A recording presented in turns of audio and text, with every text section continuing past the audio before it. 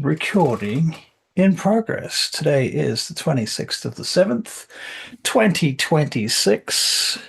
Let's get my microphone in place so that it doesn't sound like it's coming through a sock. This is the Burning Path, or as we have so eloquently renamed it, the Smoldering Trail. The Smoldering Tramp, I think, was the first time we called it that. I'm RKDM. This is Avery and Christina, and we're playing a side campaign arc. This is episode 2 of that side campaign.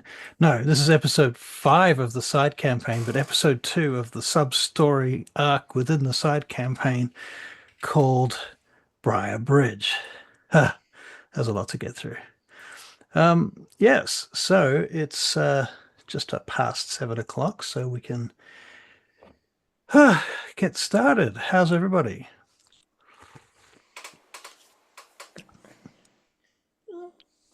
Alive? Well? Good. Are we in character? Are we ready to go? Do you remember what happened? Do you need a reminder? Reminder. You want a reminder? Okay, let's do a reminder. It so happens that I have a reminder all prepared for you. So let me just scroll all the way up to my reminder.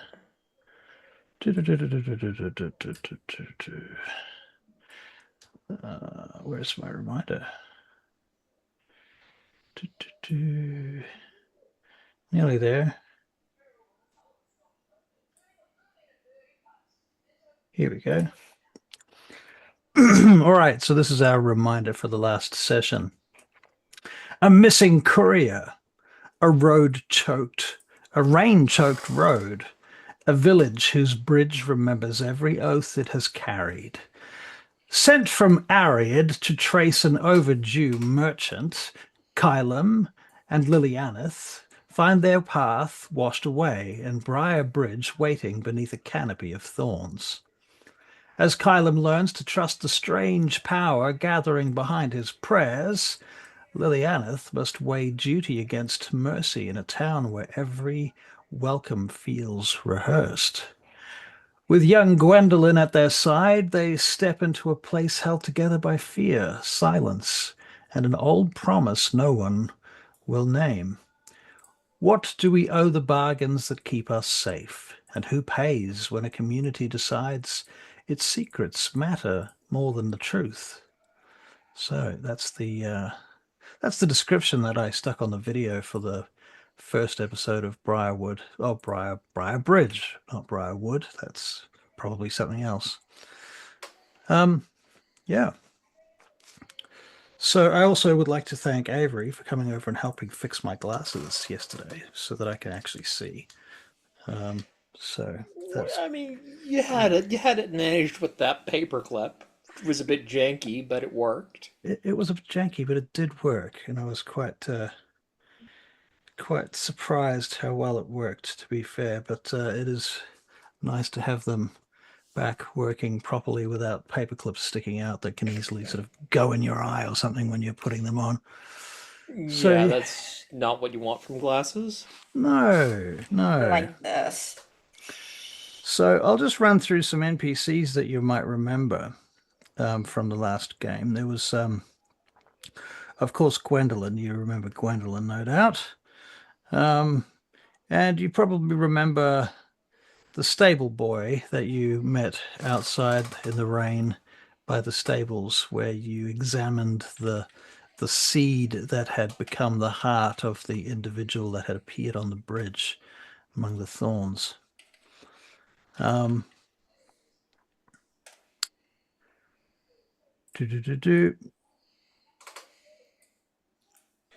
would remember Corin Vey, who was the merchant that you were supposed to find, who in fact was the individual whose body you found on the bridge. But you have not yet found where his missive to the Daughters of Twilight from the Arcani is supposed to be. So that's still missing. Of course, You remember Lady Soralus, who's the seneschal to Eloan Silveranth of the clerics of the Daughters of Twilight, back in um, Ildaria. Um, the tavern keeper, you haven't learned their name as of yet, but you've met Jorgan, the Burgomaster, who's kind of like the mayor essentially of the town. Um, yeah, so those are the main individuals with whom you have had dealings with at this point. And I believe that the last thing that you did was you uh, you were about to go to bed. Gwendolyn was uh, all woe is me over the book that she had gotten soaked wet. Um, and yes, I remember Christina. I see you smirking there because you were helping her fix the book, if I recall correctly.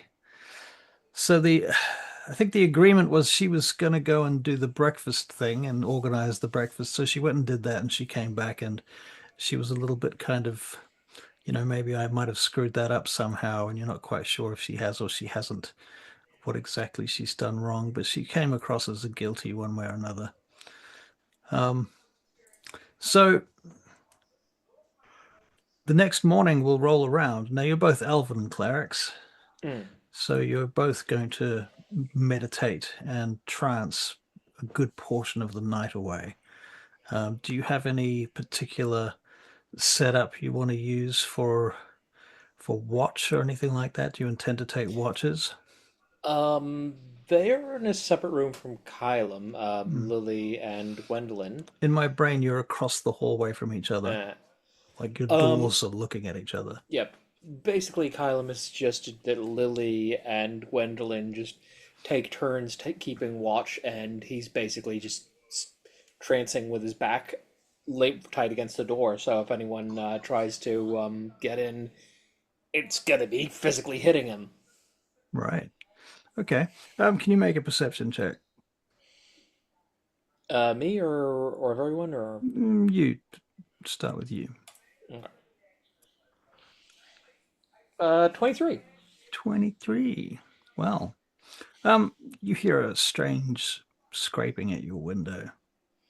Mm. I get up and try to quietly make my way over to the window. So, because you're trying to do it quietly, you can make a stealth check, please.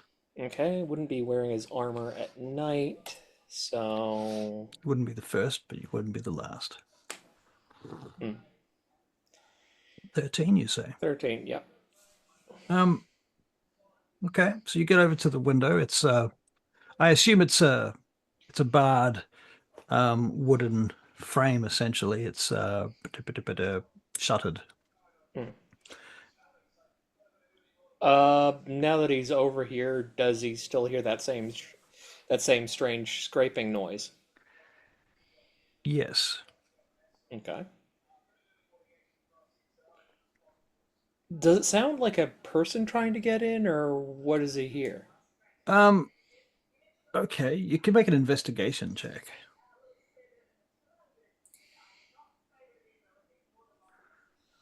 18. Oh, 18. It sounds like it could be an animal or a person. Like it could be a person scraping or trying, maybe even someone with like a crowbar trying to break open the window.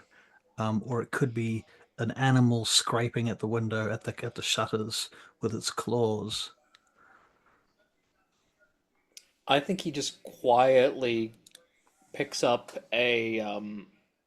just quietly takes out like a belt knife dagger and just like How many of those did you have at the beginning of the scenario?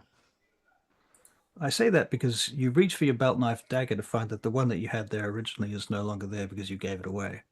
hmm, that's fair. That's fair. You might have another one. That's okay. Yeah, I feel like It's more of a I feel character like moment. yeah, that's a question. That's actually a good point. I think yeah, he probably didn't really carry a lot of daggers, so in that case, he will just grab his crossbow, quietly knock it, and just like He's got a bolt in it, and he's just holding it with one Sits back a hand. bit. Okay. The noise continues for quite a long time, and nothing actually happens. Okay. If it seems like it's longer than a person would do it, then he would actually open the window to see what's going on. Okay. Do you open the window sort of suddenly, like, "Ha ha, I've caught you," or do you open it like carefully and secretly? Carefully and quietly. Okay. Um. Very well.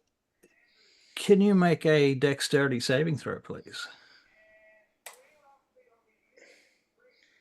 Apparently not. Um.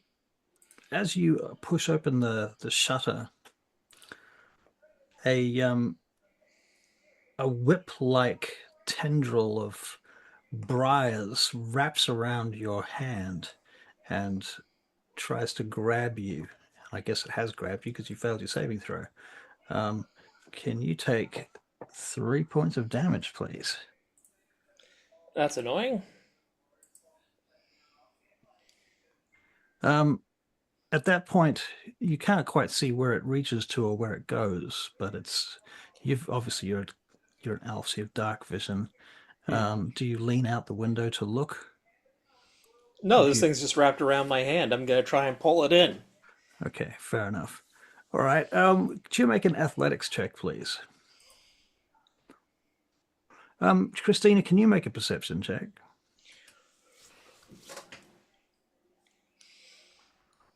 What was your athletics check? 16. 16. All right, it snaps, Hmm. and you find yourself with this tendril of what is essentially briars with thorns wrapped around your wrist and hand, snapped off. Hmm. Seems perfectly natural and normal and dead. Hmm. Uh, Christina, what was your 23? Woof. So something in that series of moments between Kylum and the window caused some small rattle, noise, bump, or something slightly unusual that gets your attention, Christina. Christina's character, Lily. Lilianith. Yeah. Lilianith. Yeah. She will open the door. Does she hear it coming from Kylum's room? Sounded like it. That's the direction it was coming from, and you're not aware of any other guests on this floor. And she will slowly open the door and Okay, the hallway appears to be empty. Gwendolyn sits up in her cot and looks over to you as you head for the door, and she.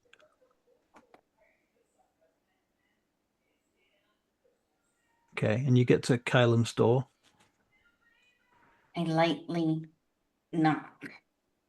Kylum, there is a nightly lock at your door. A Lightly. Yes, that happens.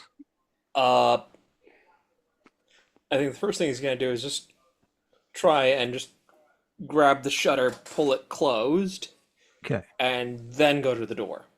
very good.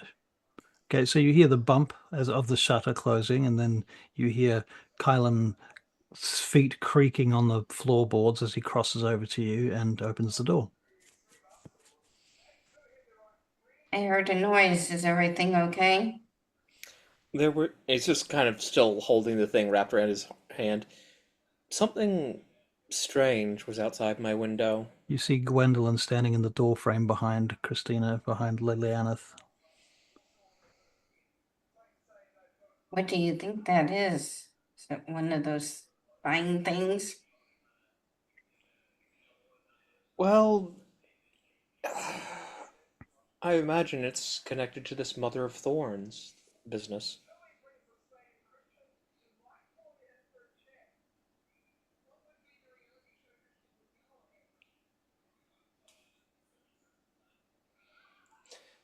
In any event, If something scrapes at your window, I would suggest you don't let it in. Sound advice. Hmm. I had a feeling it might be something connected to her, but I was hoping that it would be something we could reason with. Yeah.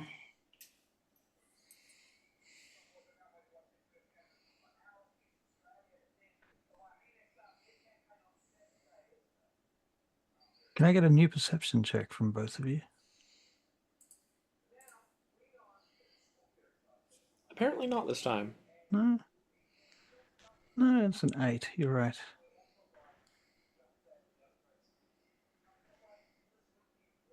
$14.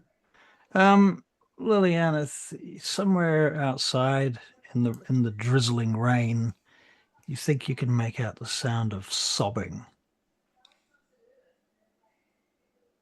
Do you hear that? That gives you the help action, and you can now make another check. Without, it's not advantage, it's just a straight check. 21 this time. Yeah, you think you can hear the sobbing. That does not sound good. No, it don't. Give We me go a check moment. it out. Yes, just give me a moment. I don't think it's enough time for him to put on his armor. I will say that he grabs his shield and his warhammer, though. Okay. Yeah, Lily will go in and grab her sword. Okay. I believe she has a shield too. Okay.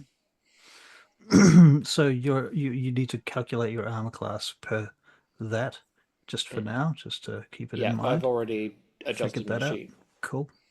Good on you. How? You don't have to actually adjust your sheet, Christina. You can just use your brain and count. Just remember it. Her AC without armor would be 12. 12. Okay, so then with the shield, that's with the shield. That's with the shield. Her armor would be with the shield. Her armor would be 12. She's not wearing her AC would be 12 without because she's not wearing any armor and she's got no dex. No dex. Okay, fair enough. What about you? 13 because we've got 13. a +1. Oh wait, no, she's got the cloak, so she'd be 13 as well. Okay. Cool. All right. So you've got 13 AC each. So you're going to go down the stairs, are you? Yes. Okay. Get to the bottom of the stairs, and you see the innkeeper all alone mopping the floor. Bucket on the floor, his long hair draped around his face. He's quite thick set and actually quite broad for an innkeeper. Mm. And he looks over his shoulder at you as you come down the stairs. Kind of surprised because you're carrying a warhammer and a sword.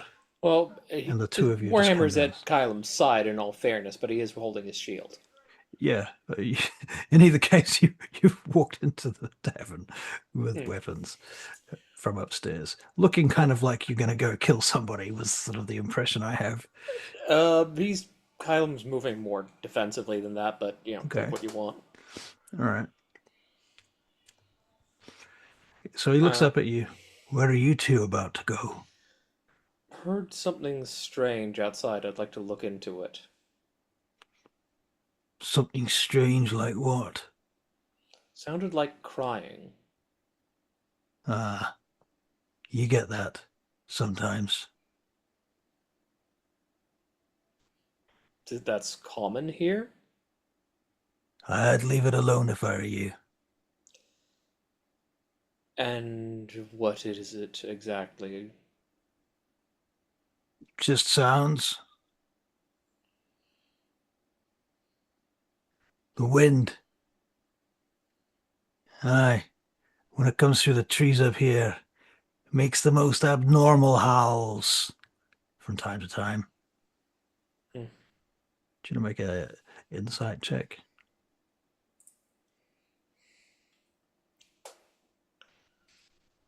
"17. He's clearly making this up as he's going along. Whatever it is, I don't mean harm to it unless it attacks us first. Can you make another perception check?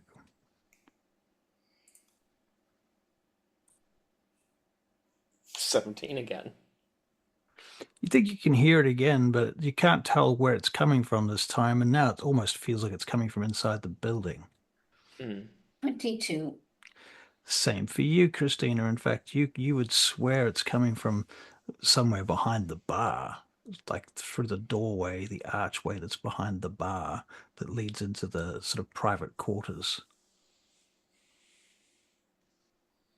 Sounds like it's coming from over there. Oh, damn, he says, sweeping around sideways and knocking over a table, smashing some jars and plates and things to the ground with a crash.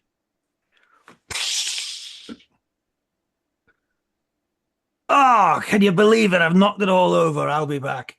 Forgive me. He heads off towards the tavern, back towards that archway, funnily enough. Disappears around the corner. You hear footsteps going downstairs. You hear a door. Can you make another perception check? Jesus, you guys are sharp, aren't you? Fucking hell. You hear some mumbling and some talking. The crying stops. You hear the door again.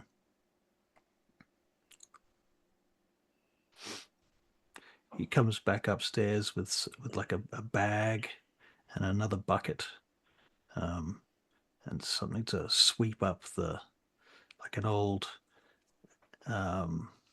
switch that you make from hay or straw or something. You know what I'm getting at, for sweeping?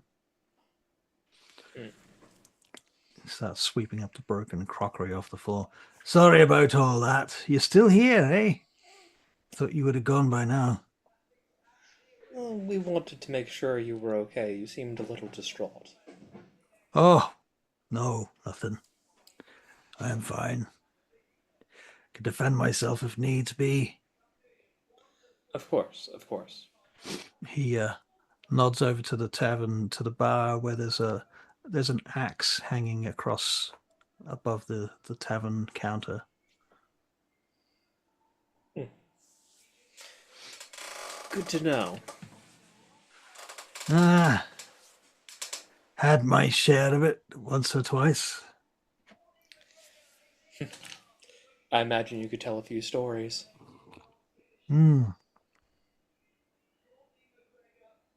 How's that young friend of yours doing?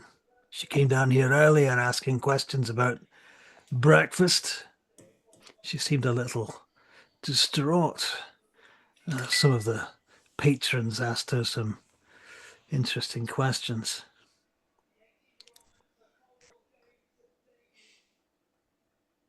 She is doing well. Good, good. Yes, apologize on their behalf. They were a little, came on a little strong, I suppose.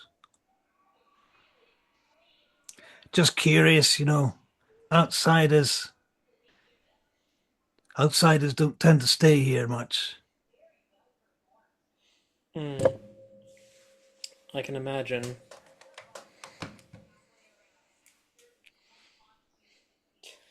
But I imagine there's also a reason why people who choose to stay here do so. Oh, what might that be? If this place is protected as the rumors say, then I can understand it.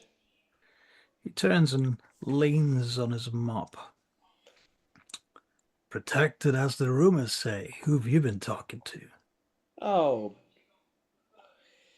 just some of the locals. Oh, yeah?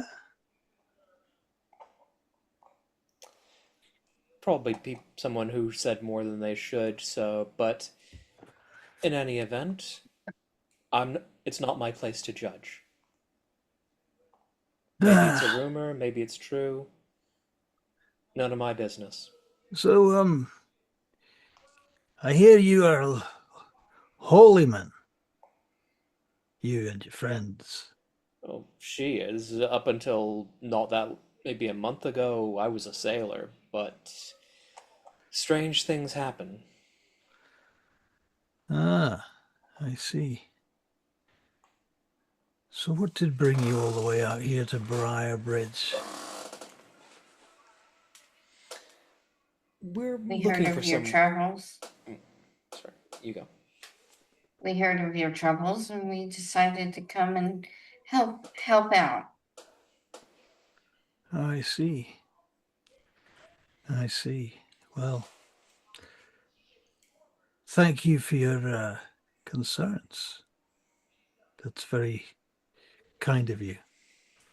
And you come from the Pronaeus, I assume, down in Ariad, daughters of twilight. You at least, perhaps not him.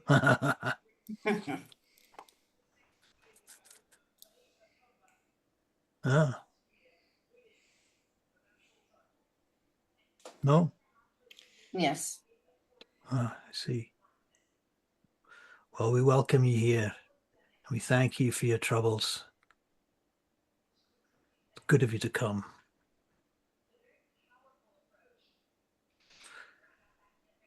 Will you be staying up for a while then? Would you like a drink?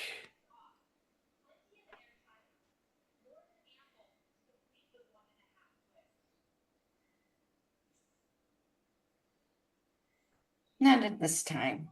Of course. And you, sailor?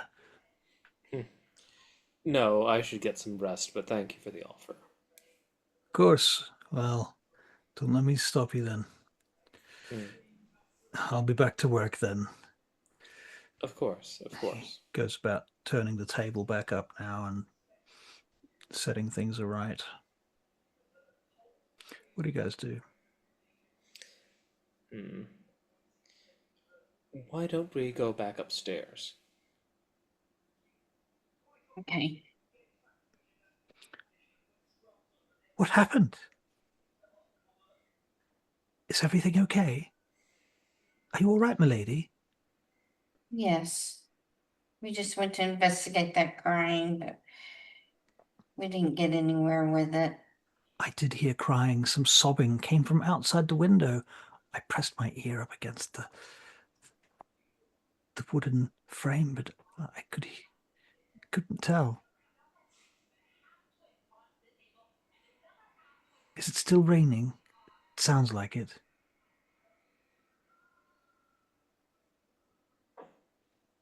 I think my book's dried a lot. That is good. Look any better? It does, thanks to your help. You and now Adagame, one of you cast mending on it, didn't you? I think it was That Lily. would That was be you. That was you, right? Thanks to your mending, my lady, I may yet keep my skin. it was a pleasure to help. Yes, well, you certainly helped me. Lady Solaris Seneschal would be very upset with me if she found out I had almost destroyed one of her precious books from the library. I'm sure she won't be. They won't be as bad as you think it is. Will be. Well, now that you've repaired it, I'm sure I might actually get away with it. I mean, not that I would get away with it because I'll still tell her what happened, but, because honesty is the best policy and everything. But, yes. Can I get you anything? Not at this moment. Very well, then I'll go back to bed for now. She does.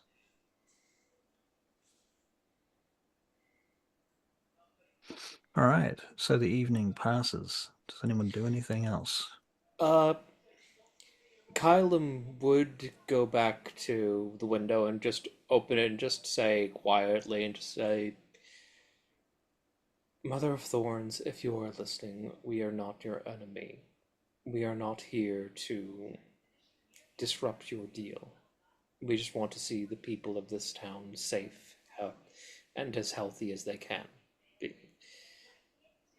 If there is whoever has upset you, is someone we need to put a stop to as well. We just want to talk. He's not saying this particularly loudly, but he's saying it out the open window quietly. And then he doesn't know if it doesn't think it's going to make any difference, but you never know. We're dealing with creatures that don't obey common sense, so might make a difference. And closes it. The window goes back to Make a perception check. Okay.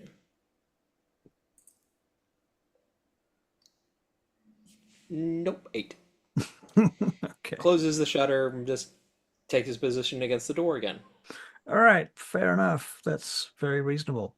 So the evening passes and nothing else of any consequence occurs until you at some point notice the light of the first sun begins to crack through the sort of beam through the cracks of the shutters into the room against the wall and slowly moving down the wall towards you.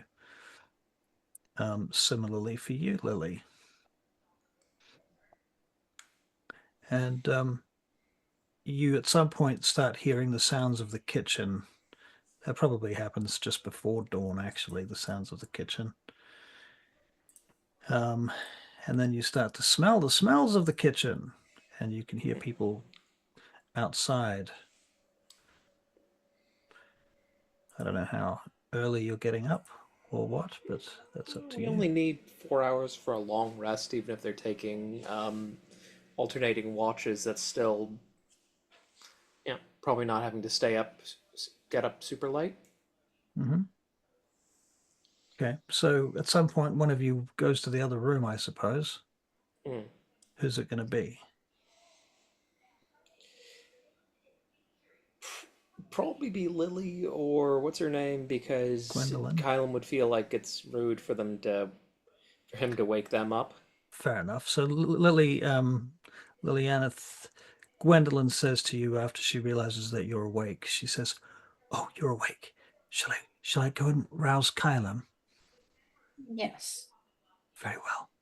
I'll see if breakfast is ready too. And so Okay. she leaves and she comes and knocks on your door, Kylum. I open the door already fully dressed. Lady Lilianith will be with us shortly. I'm just going downstairs to see if breakfast is ready for us. I discussed it with the staff last night. All right. If you have any problems, please just call out. I'll come running. Of course, and she smiles to you. And then she heads down the stairs. Right, so Lily, what are you doing? Getting dressed, fully Okay. dressed, and So you guys are wearing your now. armor now.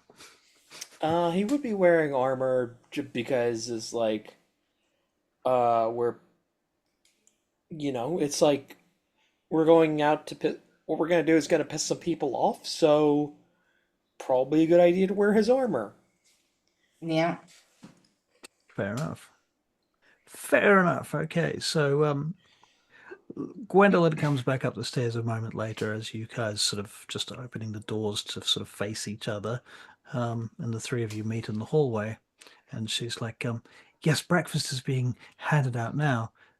We should hurry before it's gone, though. There's a few people coming in from the town, and I think they look hungry." Well, I imagine that the food here is probably better than a lot of them can prepare at home.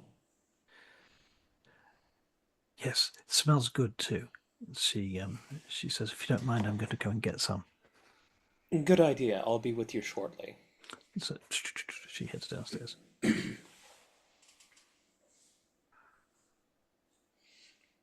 All right. And I head downstairs.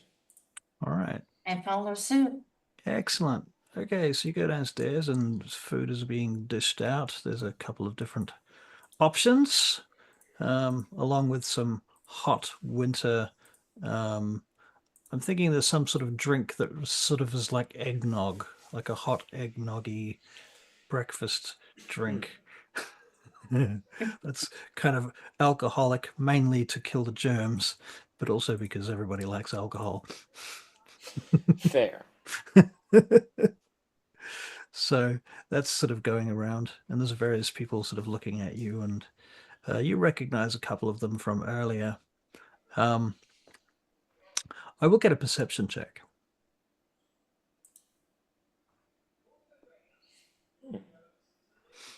18 and a 21. Woof. All right. So you're having breakfast. You're in the midst of your eating whatever it is that you're having. Might be porridge and eggnog or something like that. I don't know. Feel free to make suggestions and, add some details as you will. And while you're tucking into this, quite hungrily, I expect, you see the stable boy from the previous night comes in, looks around, seems a little bit edgy, like he's a little bit on edge, glances around and sees you, gives you a nod, and then goes and grabs some food of his own and sits down over in the corner, trying to sort of sit away from everybody. He sits on a stool at the edge of the tavern, or maybe even a bench just against the wall in this dark corner. You notice he keeps looking over in your direction.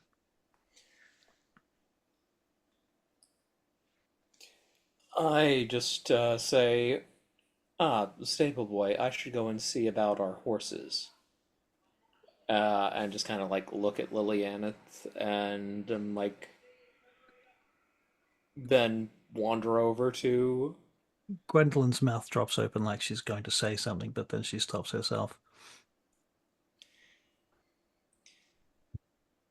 He just kind of winks at her. Yep. Okay. I grab her hand under the table and kind of squeeze it like, Yeah. no. Yeah.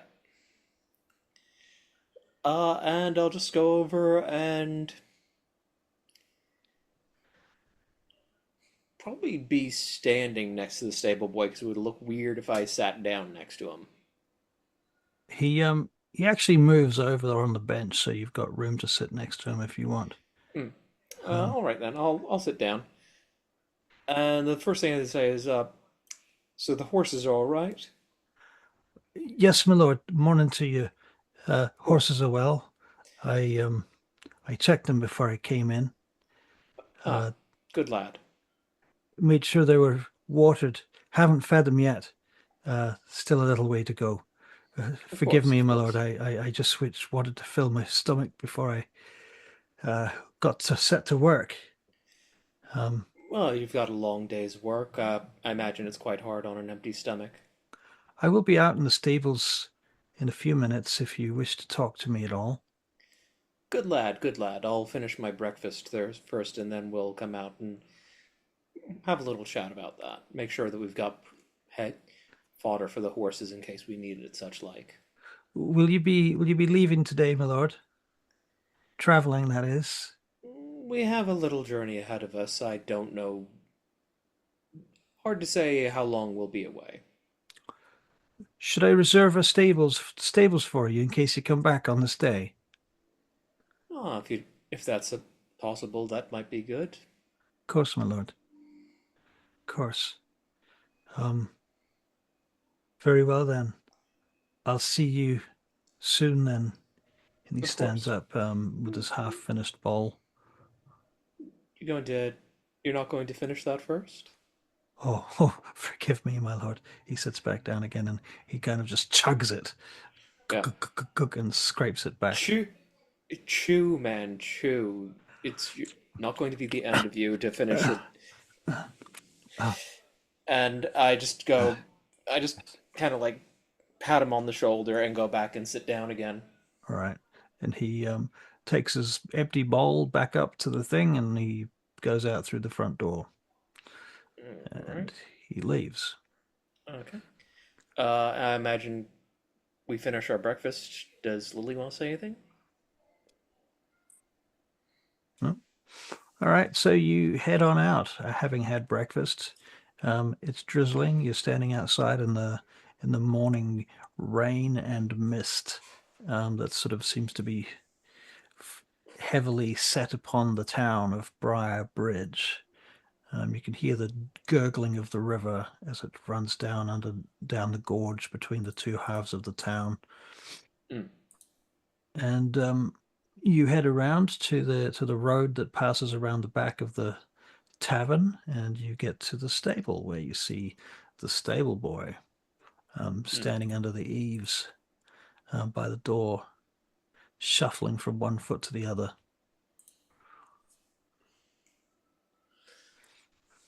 All right. I look around to see if there's anybody else within earshot. You can make a perception check.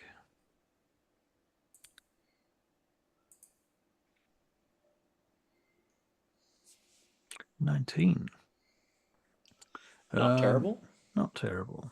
Not terrible. Christina, are you doing similarly, or are you not Yeah. fussed? Yeah. Okay. Preoccupied. Did you bring what's her face, Gwendolyn, with you? I'm assuming you did, otherwise. Yeah. Okay. So she's just in tow. All right. In fact, so she's got a piece of cloth that she's trying to keep the rain off you with, Lily. I'm trying. Like if they had invented umbrellas, she'd be holding an umbrella over you, but they don't have umbrellas yet. So, all right. And you approach the stable boy, and he looks up and he opens the door and he pops inside. And I assume you two follow him in. All right. Well, the corpse of the merchant is still there from the day before, over the other side of the room, and it's a bit smelly. And the horses are all a little bit tense and nervous, you can tell, without even making an animal handling check. Morning, Lord, ladies. Morning. Good morning. Did you hear it? We did. What was that? I don't know exactly, my lord, but I heard Mr. Jorgan saying that she's poorly, and I've seen comings and goings in the tavern that mighty suspicious to me. What exactly is in the basement of the tavern? I don't know for sure, my lord, but I think there's someone there. I seen servants up and down the stairs carrying bottles and plates of porridge and whatnot. More than anyone else would eat. I mean, I already seen them eating. They didn't need to eat more. No, that... I have a suspicion about what that's about. What do you think? I think it's better that you don't know my suspicions, as it might get you into trouble. That's true. I am concerned of that myself, my lord. Oh, and something attacked me through the window in the night. Something that... What? Something with thorns attacked me. Gods. She knows. Does that mean she's marked you? I don't know, my lord. I hope not. Marked me for what? I don't know, my lord. But if the Mother of Thorns, she may have chosen you. I don't know. I cannot say. She knows you're here, though, that's for sure. Might just be a game. If it's a game, then it's a strange one, but... Tell me, did she take your blood? She did draw blood, but... The vine that attacked me did not leave with whatever that creature was. Well, perhaps that's a good thing then. Perhaps the taste of it might not have reached her. Hmm. What then will you do today, my lord?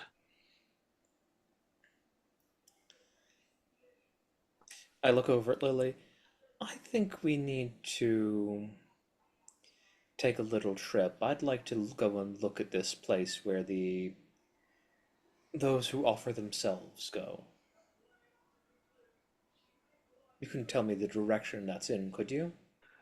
I can. I can. And he describes the route heading out of the forest, following the side road that goes up into the woods. Hmm.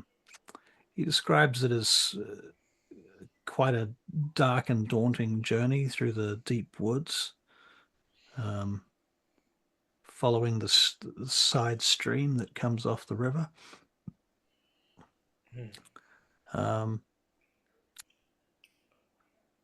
and he says, adding to that, he says, there was another thing I needed to speak to you of, my lord. There Oh, was my brother told me of a stranger that they saw uh, just this morning off the road, uh, long past the stables, down past the tree line outside of town, in the direction that you're going. He said he'd never seen him before. Looked like a fellow in a robe, tattered, what head covered in blood. what color robe precisely? Um, didn't say, didn't notice any color. Hmm. Mind you, it was dark, early morning in the rain. Only said he saw the gleaming face. Hmm. Very well then. We'll keep an eye out for this fellow.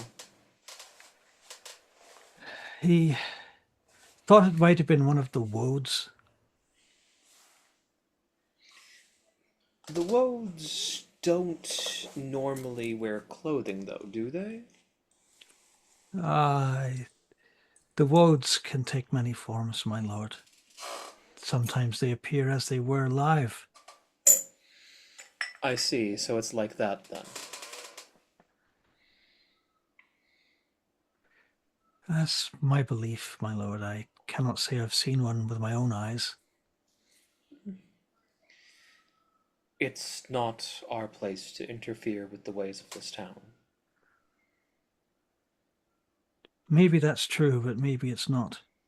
I've come to fear living in this town, my lord. I was wondering if perhaps when this business is done and you are right to go, perhaps I can come with you. I look over at Lily. Gwendolyn kind of straightens up like, what?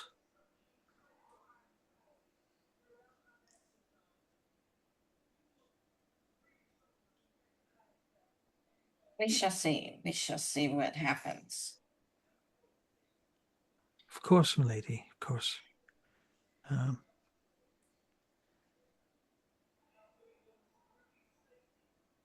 very well. Well, your horses are fit to be stabled here tonight if you wish to come back. And I've saddled and watered them. You can hear them munching presently.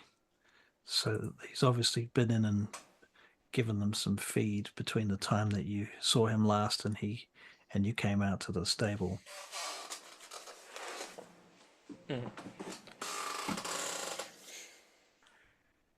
You're all set to go when you wish. Or if you want to stay here. Of course, my lord, forgive me, not for me to say what you should do. Technically, the Lady Lily does rather outrank me in this matter, but so I do defer to her. He kind of bows to you, Lady Lily. I'm sorry, I didn't catch that. Yeah. What were you saying, Avery? I just said that she outranks me. Because, like, he's just kind of attached to Lily. Lily's the daughter of Twilight person here. And what was asked? I'm sorry, I missed it. Oh, he was just asking what you wanted to do and what you needed him to do, basically. Whether you wanted your horses right now or not. Oh. We need the horses. How 'Cause far is the place we're traveling to? Oh, it'd be a good 10 mile. It's away half a day, I would say. I imagine we should need the horses then. Yeah, I was thinking the horses are needed. Can you please have them saddled? Of course, Saddle them up for us? I will do that. Perhaps in time enough for you to go and have another round of breakfast if you wish. And he gets busy. All right. So he goes and does that, and you guys do your thing.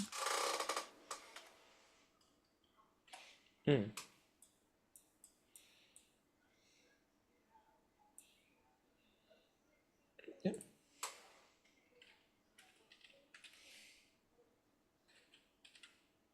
Maybe have a look-see around the building, see if we can get any clues about that cellar.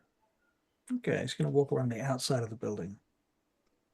That's the plan. You can make an investigation check. And just have a little look-see.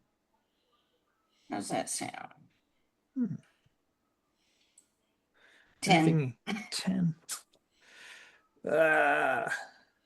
You can't see any obvious signs of any ins or outs. There's no air vents or chimneys that come out of there. There's no obvious little cellar back doors or anything like that you can. Nothing obvious. Lily, what are you looking for? Just any clue what's going on around the cellar? All right. Mind if I make an investigation? Be my guest. Nope. Not seeing anything either. Yeah, you can't even see Lily. Well, it was an 8, not a nat 1.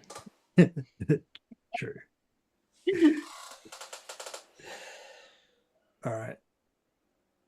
You find nothing. Maybe because there's nothing to find. It's hard to say. But you don't see any obvious anything. So you being at all stealthy, deceptive. Yes. You're sort of trying to keep this on the lowdown. I think a deception check might be better than a stealth check. Well, I mean, you could do one or the other, I suppose. I'll do deception. I don't know how good I'm going to be at it, but I'll try. 11. I think he's like trying to look like he's just stretching stretching and kind of like getting some fresh air before he goes on the road. But Fair enough, yeah. Oh, I'm even worse. Just kind of walking around like da da da da da. Right. I think that Lilianith, you run into a washerwoman who is kind of shocked to find you where you are, and she's like, "Oh, who are you?" Oh, I'm staying here at the end, and I got a little turned around. Oh, I see you are all turned around. You shouldn't be out here, my lady. It's in the rain and in the mud, and no, you shouldn't be here, my lady, at all. No, you go back that way around to the front, in through the side door or the front door, either or. That'd be good for you. All right, thank you. Of course. Do you want to make a persuasion check or a deception check? Either of those will work I for think me. you're better at persuasion. Yeah, I am. 19. Okay. All right. You persuade her to ignore the strangeness of your being there. Okay. All right, so you head back around that direction, at least some of the way, but once you get out of earshot, eyesight, eye line, what do you guys do? Oh, I don't think we're going to find anything from the outside. Why don't we get on our way and see about this Mother of Thorns situation? You don't think All right, so you get your horses, after all, and you saddle up and ride out of the stable and out across the bridge. You can make perception checks.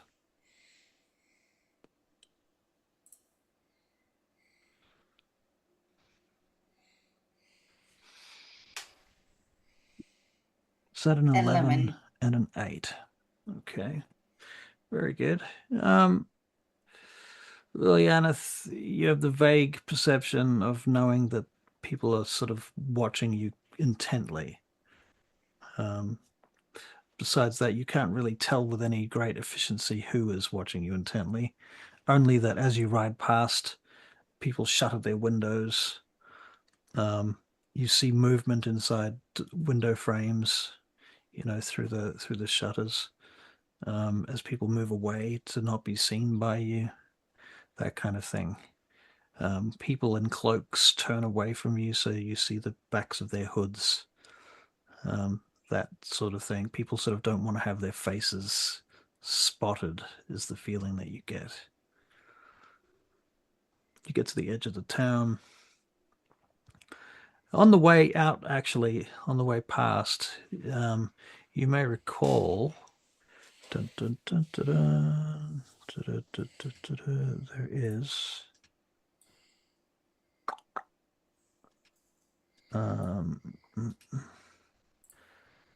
on the bridge. Now, where's my tab for this? There's a little shrine. Now, I believe, did you investigate that shrine already? I vaguely recall that. I think we did, yeah. You did, yeah. So you find again there's this list of names there. And they are sort of highly venerated names going back some centuries. So anyway, you go past there and you ride on out through the town and into the dark, daunting, scary woods. And the rain dribbles through the trees as you ride out, and you can hear the leaves whispering and the horses' hooves in the mud, stamping through the mud.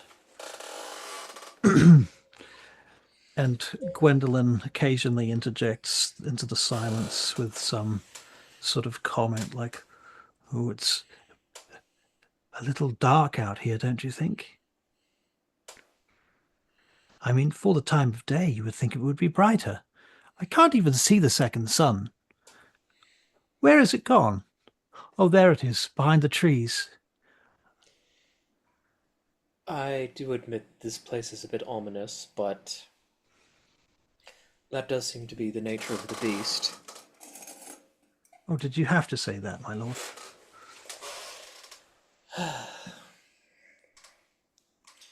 Look, we just need to get this situation resolved. The townsfolk have made their deals, and I can see that some of them might not be happy with it, but they do always have the option to leave. Can I get a perception check? I suppose they could leave. Although it would be very hard, I suppose, to leave a town where your family and whatnot all lived, and you have no other prospects, perhaps, anywhere else.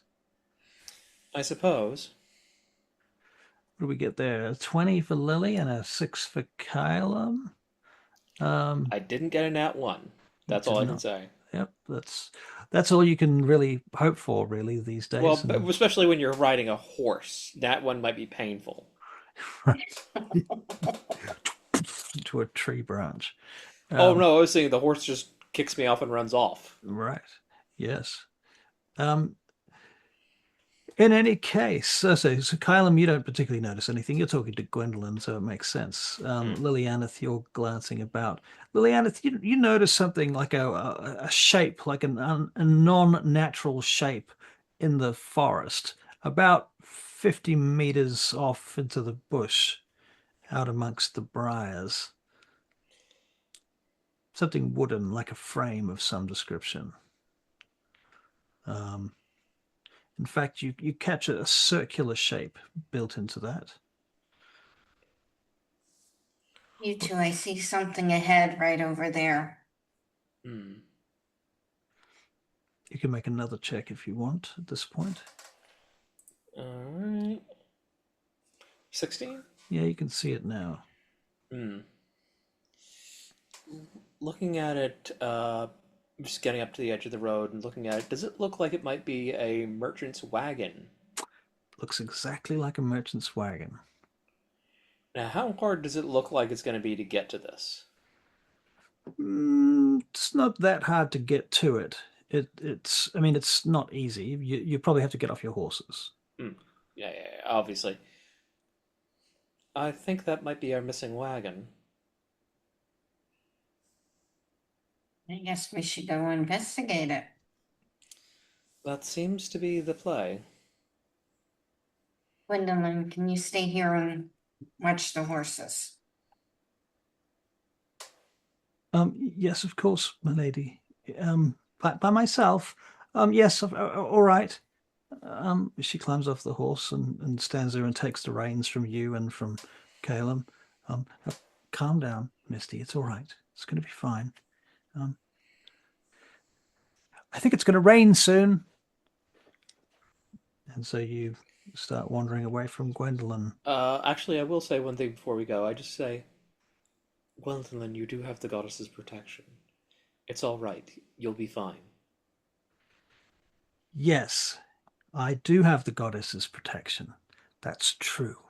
May the goddess protect us. All right. So you leave the path. You know what? You guys can have inspiration. Oh, thank you for that. Thank you.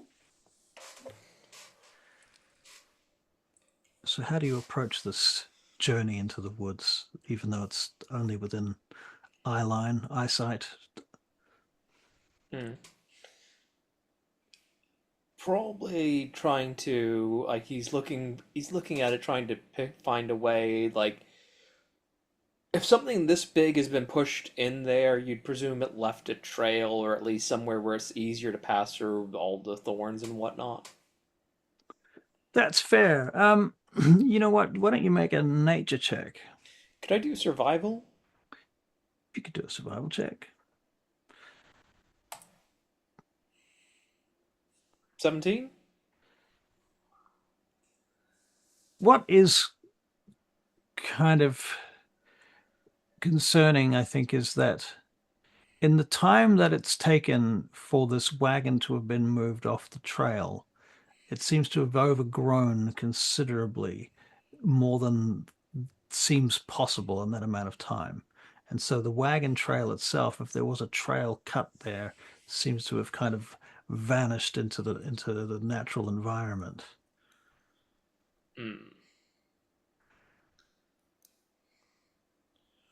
Well, that's strange. With a 17, can I at least see any sort of relatively clear path? Or do we have to hack our way through? You pretty much have to hack your way, or there's a bit of athletics involved. Let's say there's an athletics check involved from here to there.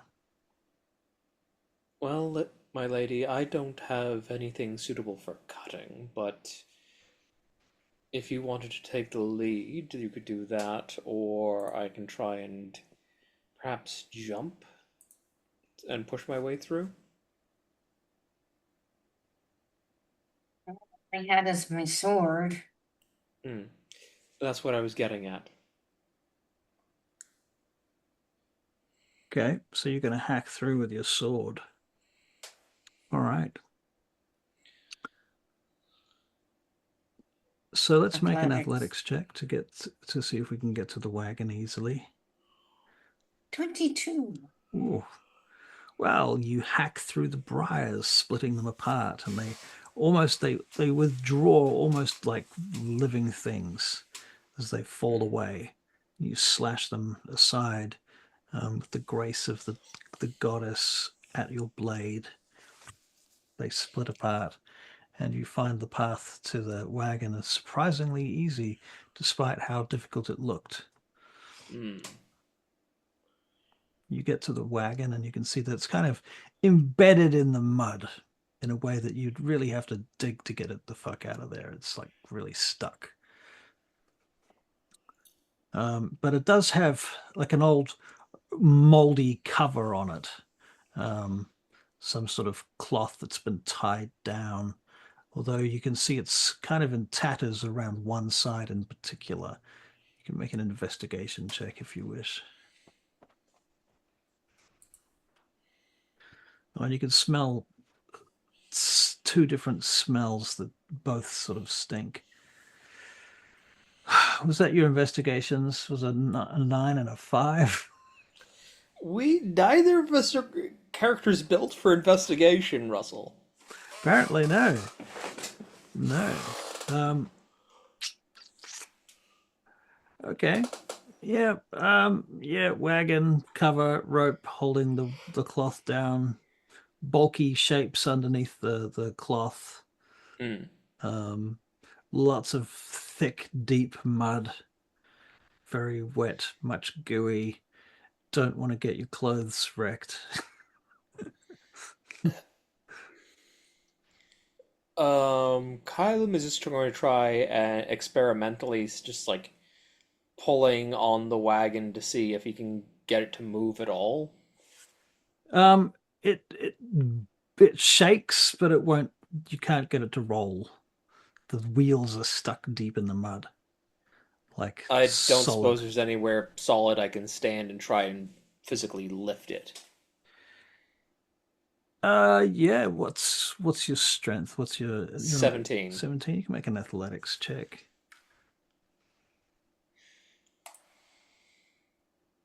22. Yeah, I think as you lift it, you can kind of hear it squelching it's super heavy though, and you manage to pull it up a bit. It's very, very difficult to get it to move very far. You can make an intelligence check. 11. You reckon you'd need some fine animals to be able to get this thing out of here, or possibly pull it apart and put it back together again. Well, it was worth a try. Why don't we see if we can find our missing missive on this thing? Okay. So I assume then that you're going to start sort of rummaging through what's inside the cloth, under the cloth. For lack of better options, yes. Yeah. Do you cut it off, or do you untie it, or what? Kylum is, as a sailor, has some experience with knots, so he just tries to untie it. All right. It's very tightly tied, and you can make an investigation check. 11. Well, you do untie it, and there's something vaguely familiar about that knot, but not enough to really go, oh, that's what that is.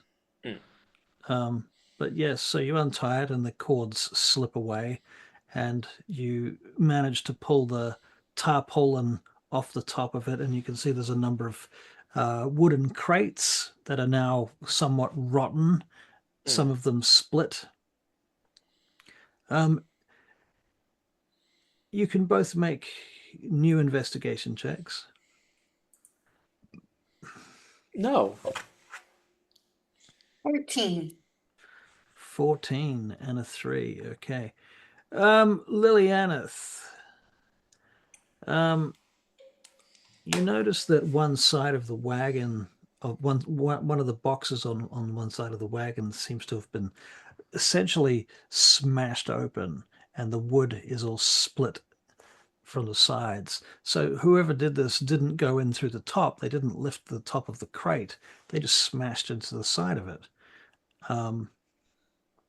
which is a little bit strange. That's odd. That crate over there has been demolished. Hmm. Uh, go over and just like start poking at the crate, trying to see what is there anything left in the crate, or is just gone? Well, when you examine it, you find that it's actually there are bottles of fish oil inside there. And most of them are still intact. They're jars, not bottles, but like corked jars. Hmm. You probably open one of them to find out that. Hmm. Um, and there seems to be, upon investigation, you come to the conclusion that there's not enough bottles to have filled the whole box.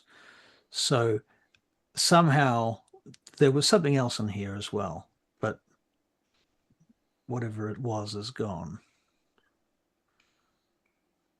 Hmm. I'll get a perception check too, please.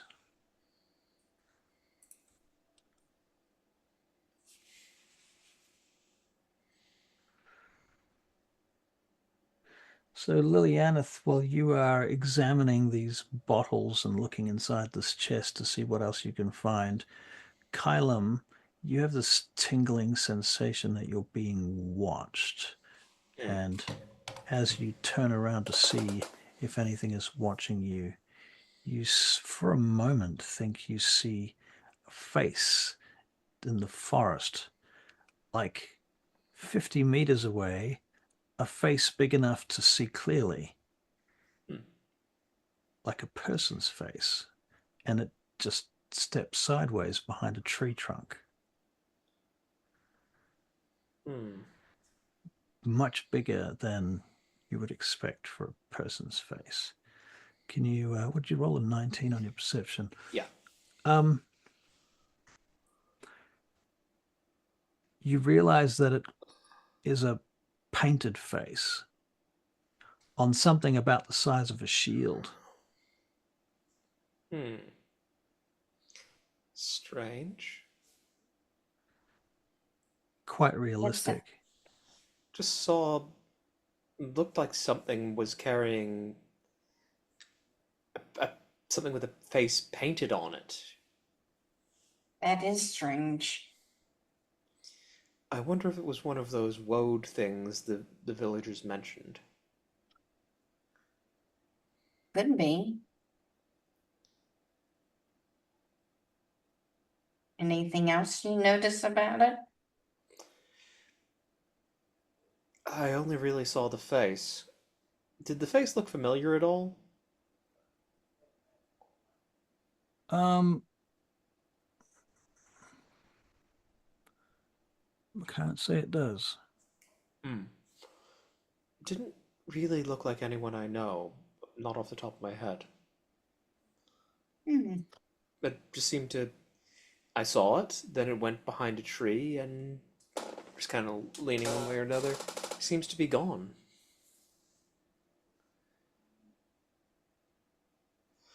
You can make another investigation check on the wagon stuff if you want. 16 this time, not totally terrible. Okay. Oh, I'm still preoccupied. Well, now you're looking for the so-called woad, and Kylum has returned to his attention to the wagon. And Kylum, you realize that the place in the chest where it's been split open, you realize that there was a false bottom in that chest, and all of the jars have fallen into the false bottom from above. So it's been quite severely damaged. But whoever has gone into it has gone in through the side rather than through the top to get to the false bottom. And they've smashed the false bottom from the side too. Hmm. All right. Hmm. Lily, Yes. do you see this here? This chest had a false bottom on it, and whatever smashed it took what was in there. You can see here how there's a support, and this cracked panel here would have originally been the fake bottom of the chest. Yes, I see that. I would like to go through spending a little bit of time checking the other chests to see if they've got any similar false bottoms. Okay. Yep, you can make another investigation check. I'll do that too.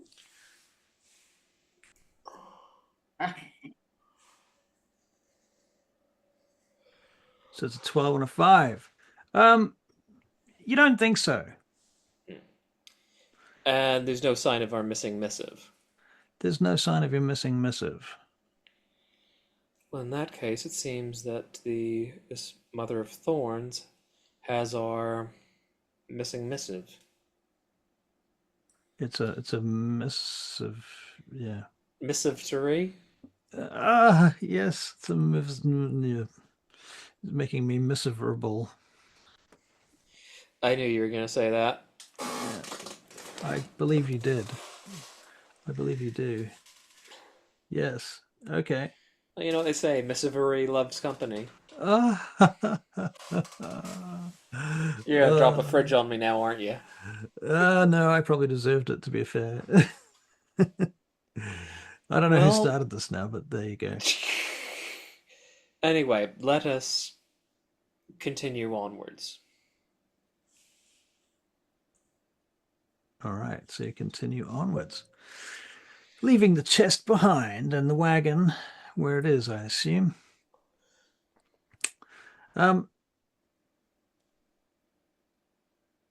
Before you leave it behind, you do note that the lamps, the fish oil would be perfectly good for lighting lamps and what have you. It's probably worth quite a fortune.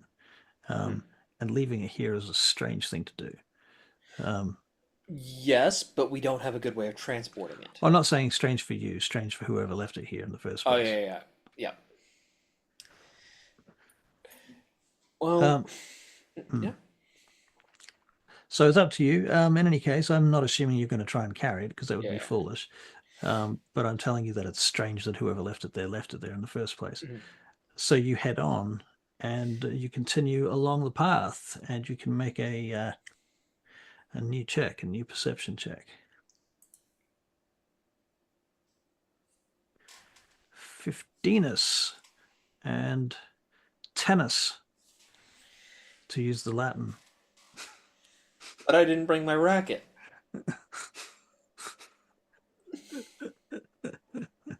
It's all a racket. Okay, so you follow the path. You have this feeling that you're being watched the whole time, and every now and again you see movement amongst the trees. You start winding your way up the pathway until it starts getting a bit too narrow for horses, and there comes a point where there's almost like a place that seems, you know what, you can make an investigation check. Or potentially a survival check if you prefer that. But you rolled a 20, so why would you do that? It's a dirty 20, but still. Dirty 20, yeah. Perception or survival will work. 12, yeah, all right. It seems especially to note for you, Kylum, that this feels like a place where people would naturally leave their animals, and you can kind of see, in fact, there's like some reins hanging off a tree branch. Well, that's you can strange. see there's a bit of a broken pathway that leads out of here, but it looks like a footpath. Reins. Looks like someone tied their horse here and never came back for it. The horse. I'd like to look up the reins that are tied on and see if they look cut or just snapped off. They look like they've been literally left there. Somebody just left horses' Somebody reins. just left the reins there, yeah. Maybe Because as a normally sign you'd or expect the horses to be attached to the reins. You would. What a strange thing to do.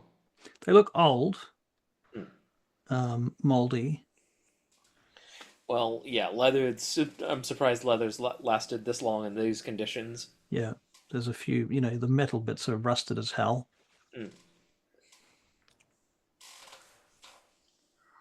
Well, what do you think? It could be a sign this is where to stop and continue Oh, on but I foot. mean, obviously, yes, but should we bring Gwendolyn with us or leave her to keep an eye on the horses? I can stay Hmm. and watch the horses, I suppose. Because as you said, the goddess is with me, with us. It also occurs to me, Gwendolyn, if something happens to us and we don't come back, someone needs to report this to the Perneus. Yes, that's also true. Um, hmm. Perhaps I should go back to the town.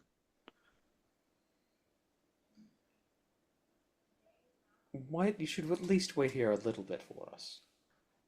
Yes, you're right. How long do you think I should wait? Mm, Till I mean, I wouldn't want to wait till sundown because after of course sundown it would not. be too dark, and then The horse wouldn't be able to see, of course. yes. So perhaps first sunset. I think if we're not back by then, we're probably not coming back. That makes a lot of sense, I suppose. Oh gods, please come back. I certainly plan to come back, but it doesn't hurt to plan for possible outcomes. You won't leave me here in the forest alone. If you get scared, say your prayers to the goddess. Oh, I will, my lady. I've in my head I've already begun. All right. So Gwendolyn once again takes the reins of your horses, and this time she ties them to the branches of the nearest tree, a big thick branch, I think, perhaps the one that the reins are hanging on. It does seem to you that that probably is like a symbol or a sign rather than like a literal sign rather than writing it or something, you know. So you get off the horses and you follow the path, then I take it. I will say one other thing. Gwendolyn, if you have a tent with you, it might not hurt to set it up to keep the rain off yourself for a little bit at least. Oh, I didn't bring anything like that, my lord. I didn't know we were going to be staying the night. I thought we'd be going on a short trip and back again. Well, consider this a lesson for your future self. I see. I hope there is a future self to be had. Kylum has a thought, but he's not going to say it out loud. Oh, yeah? Then a lesson for your next life. Right. Yes. Definitely not saying that out loud, just keeping his face carefully blank. Yeah, fair. Okay. All right, so you get off your horses and you start making your way up the track. Literally the smoldering trail now.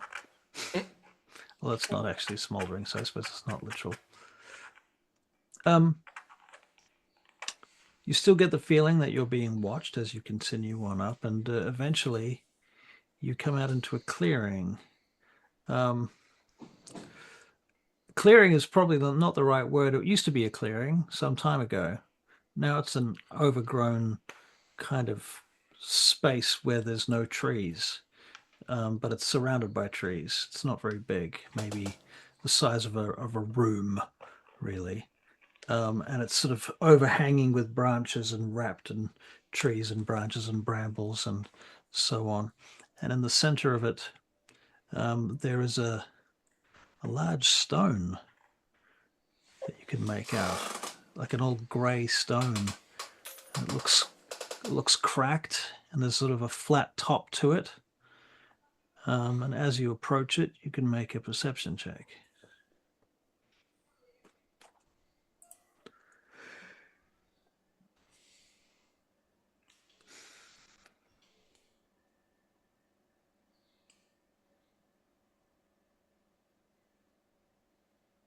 So 22. Oh, 22. So, Lilianith, you notice that there is some inscriptions and carvings on the stone. like old pictograms that have been very primitive carvings shaped into it, and they're so washed away almost by rain and weathering that they're very hard to see. And they're also covered in moss and things too now, so it makes it even harder to see. So if you weren't really kind of paying attention, you would miss them, like Kylum did. I point this all out to Kylum. Hmm. He just walks up to the stone and just kind of like starts trying to brush away some of the moss and such like so that he can get a better look at them. Right. So now you can see these strange images of entities carved onto the stone. They look like weird monsters, partly tree, partly creatures, partly humans. If you've ever seen Pan's Labyrinth, do you remember this guy? Mm-hmm. Oh, Yep. Yeah. That's the sort of style of the entities that are carved into this stone.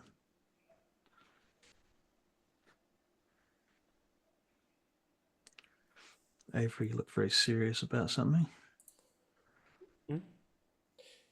just considering if I did my skills the way I want them. Oh, I did what I did. Anyway, so we're looking at the stone. Hmm.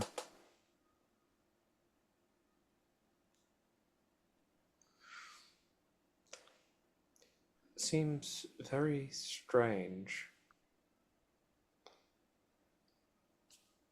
What do you make of this, Lily? Have we ever heard of anything like this in lore or? You can make a history check.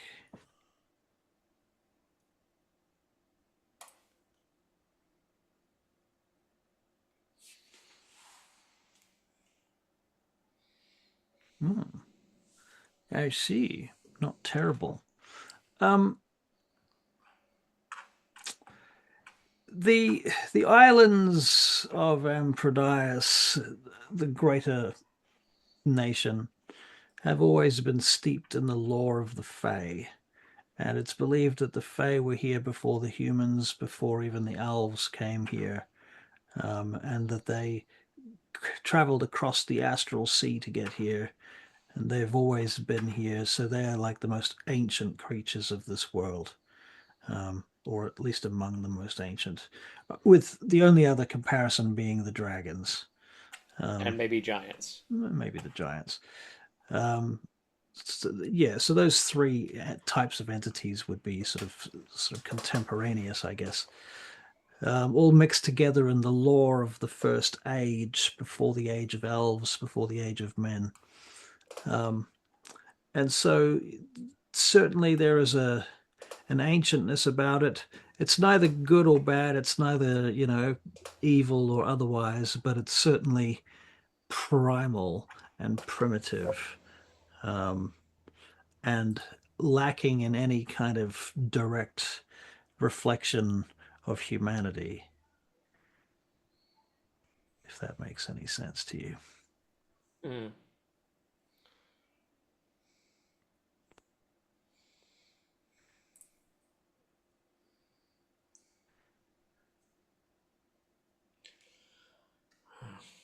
The old ways of this land still run strong. You can't hurt. Did you make investigation checks on this stone, or did you just make perception and history checks? Just perception and history. Does anyone want to actually investigate? Yeah, I think Kylum's actually doing that. Wow. Okay. There seems to be, after some further examination, something of a story here, and the story seems to involve somebody coming here, building a town, having it essentially destroyed, and then making some kind of deal with the forest. And so there's a series of pictures, pictograms of people being led up here. You can tell they're old people because they're kind of crooked and leaning on staves and being led up here by their fellows. And they become these strange creatures like the labyrinth guy. Mm. By choice. Essentially, that seems to be the Mm. gist of the story that you're getting from the stone. All the meanwhile, you're feeling this presence of being watched, and you're feeling the sound, feeling and hearing the sound of the wind picking up around you. It's drizzling, and the light seems to have changed. Mm. You know, Lily, I've had a thought about this whole situation. And what is that? The body we examined, there was a seed-like thing where the heart should have been, and you said the word on it said unwilling. Yes. I think I understand what's happening now. These people are brought up here. A seed is planted in them, but they have to be willing to undergo the process. Whoever this Mother of Thorns is, this is her payment for protecting the town, but I don't know why she wants to turn people into these creatures, but she must gain some benefit from it, and it seems to be a process that requires consent, otherwise it kills the host. That sounds very reasonable. That sounds. Mm. And furthermore, I think that the person who was supposed to be sent here is in the basement of the inn. That's what I've been thinking. I didn't want to say it in the town or around somebody who might be pressured into accidentally revealing that we came to that conclusion, though. Your squire is a good person, but she does lack experience, I've noticed. Yes, she does like that. Though she does try. She does try, yes. I have to give her points for effort. In any event, where do you think we can find this Mother of Thorns of theirs? Can I get a perception check, please? 21. 7. No, I'm still preoccupied with the. Yeah, so you're looking carefully at one of the glyphs on the stone, kind of going, wow, that's scary, or whatever it is that's going through your brain. And meanwhile, Kylum, you've stepped back, I suspect, and you're kind of taking in the bigger picture. When you hear a sound behind you, like it's almost sounds like a door open. Hmm. He turns to the direction the sound came from. The brambles and tree branches open up behind you like a door, and a woman steps out. She appears to be a young, beautiful maiden Hmm. dressed in wooden tones and, uh, you know, greens and browns and things. Hmm. Uh, Kylum gives his best bow, like he's clearly studied, but he's very rusty. You're very astute, young man. Hmm. I suppose to your kind we are all very young. That is a fair assumption. True. The pact has been broken.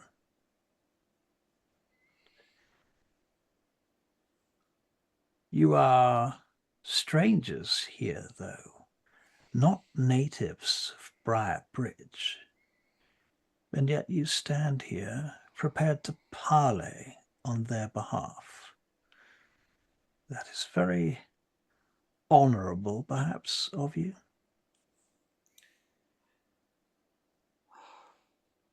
My father did always harp on about honor and such like, but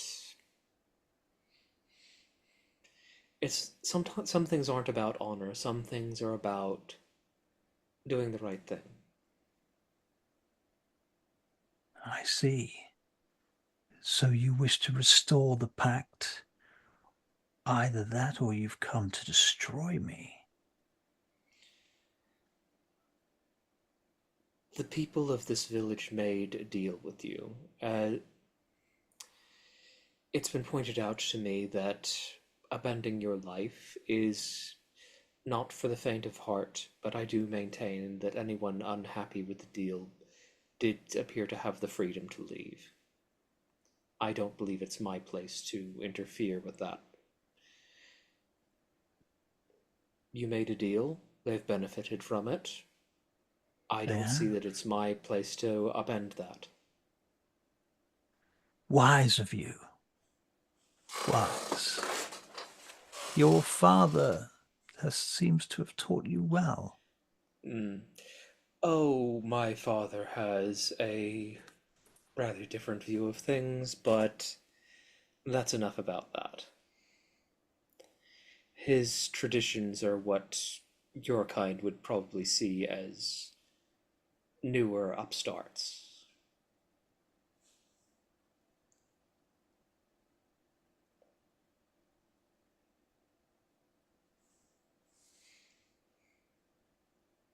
Our compact, as it stands, is broken.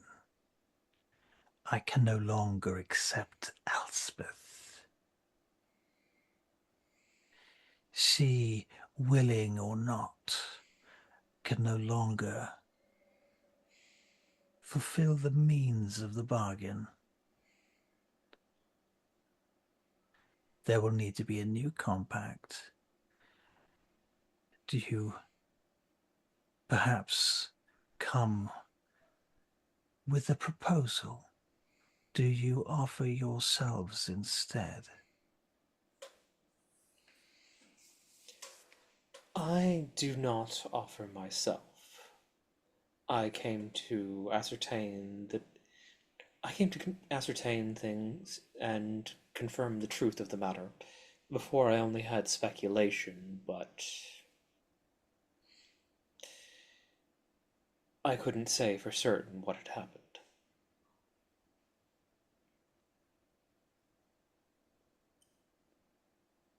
And you, my lady, elf You've of the come, twilight? you've become much the same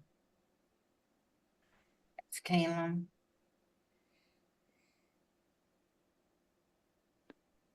So why have you come if you do not have means to bargain with me? To confirm the truth of the matter, Ah, well, then, you can consider the truth confirmed.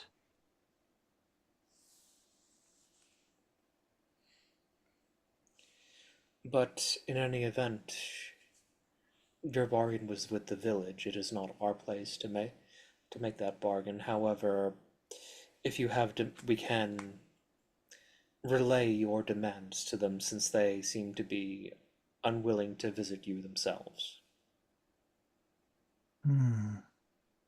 That is true.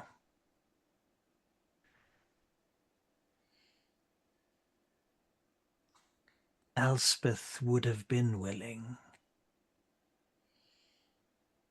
She said so herself on many occasions. I think she quite looked forward to it. But And her son, Jorgan, he fears to live without her. He cannot let her go.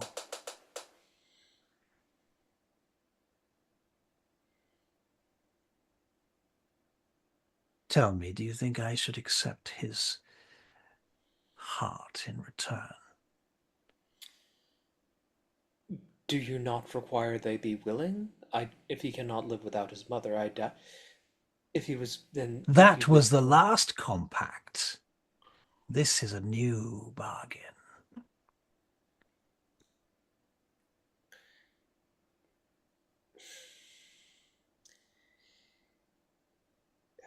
And what new bargain are you offering?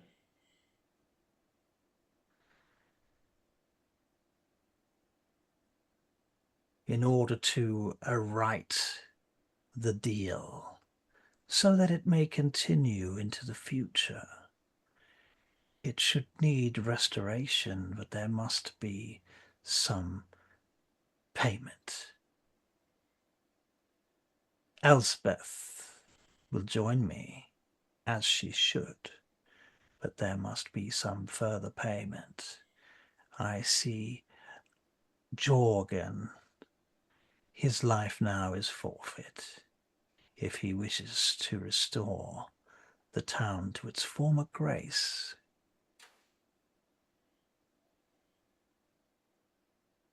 Do you accept? It is not our place to accept this, but we can relay that. Before that, I would like to hear from your mouth, not from folk tales. What does the village gain from this? Obviously, you have great power, but I would like to hear the specifics.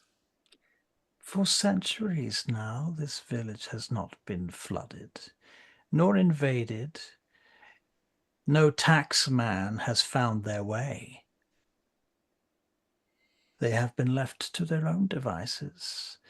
They have never starved, been struck by plight, disease, or wasted. No fire has burnt their wooden town to the ground.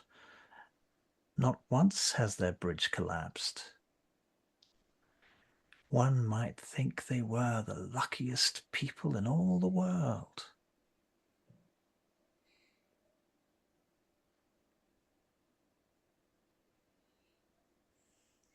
I see. Then I do believe that, by all standards, you have been quite reasonable with them. My lady, what do you think? I agree.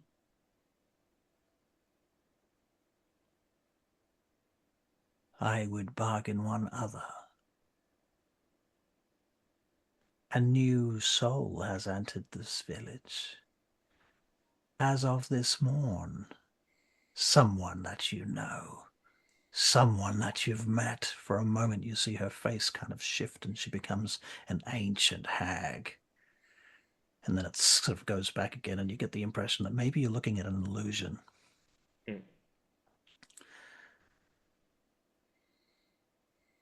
A robed figure from a crossroads. We had heard word that someone had seen him. Do you know his exact location? He goes to the tavern now. He intends to unravel the mystery that you have set yourself upon. He will find his way through that mystery like you have, and soon he will seek to bargain as you have. But now he does not bargain for the town, he bargains for himself.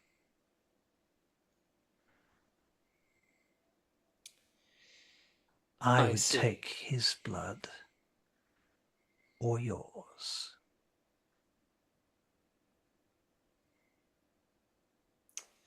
By blood, do you mean the blood of our entire life? Oh, let me be more direct. And she points at you, and you feel your heart kind of, well, you think you're having a heart attack for a moment. Then it subsides. I see. All the branches and trees creak as they kind of bend inwards around you.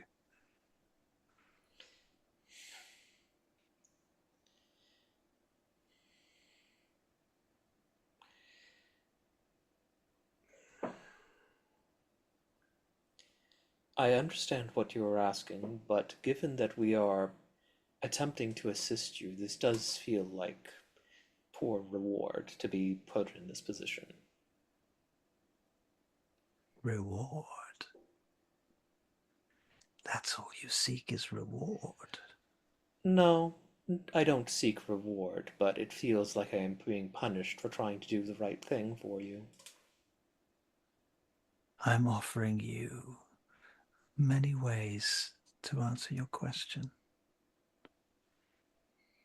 But if Elarion, that is his name I have learned, defeats you in battle, that cannot be helped, and the town should not be punished for their inability to otherwise pay the blood price of Jorgan. So, he means to assault us then and offer us to you. I should say that will be what he will come to a conclusion of. Yes, sooner or later that will be what he will realize. If you can get to him sooner, perhaps you can divert him from this course.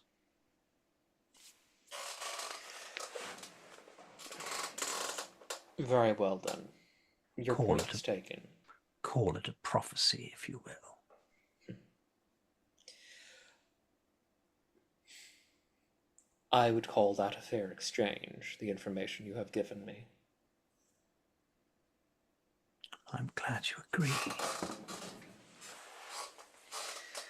Very well then, we will relay your demands to the town and tell them what Jorgan has done.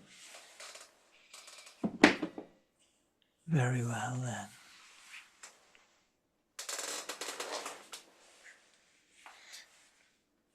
Was there anything you wish to add, my lady? Not at this moment. And thank you for your information. She smiles and nods to you. She retreats back into the tree door, and the branches close around her, and it's almost like a different realm. Things begin to return back to the sort of normalized material realm from which you were expecting to be in. Not quite, but close. Well then, it seems no good deed goes unpunished. Yes, I see that. I wonder how he managed to get himself out of that cage. I wonder. In any event, let us not keep Gwendolyn waiting. Yes, she must be in a real fret right now.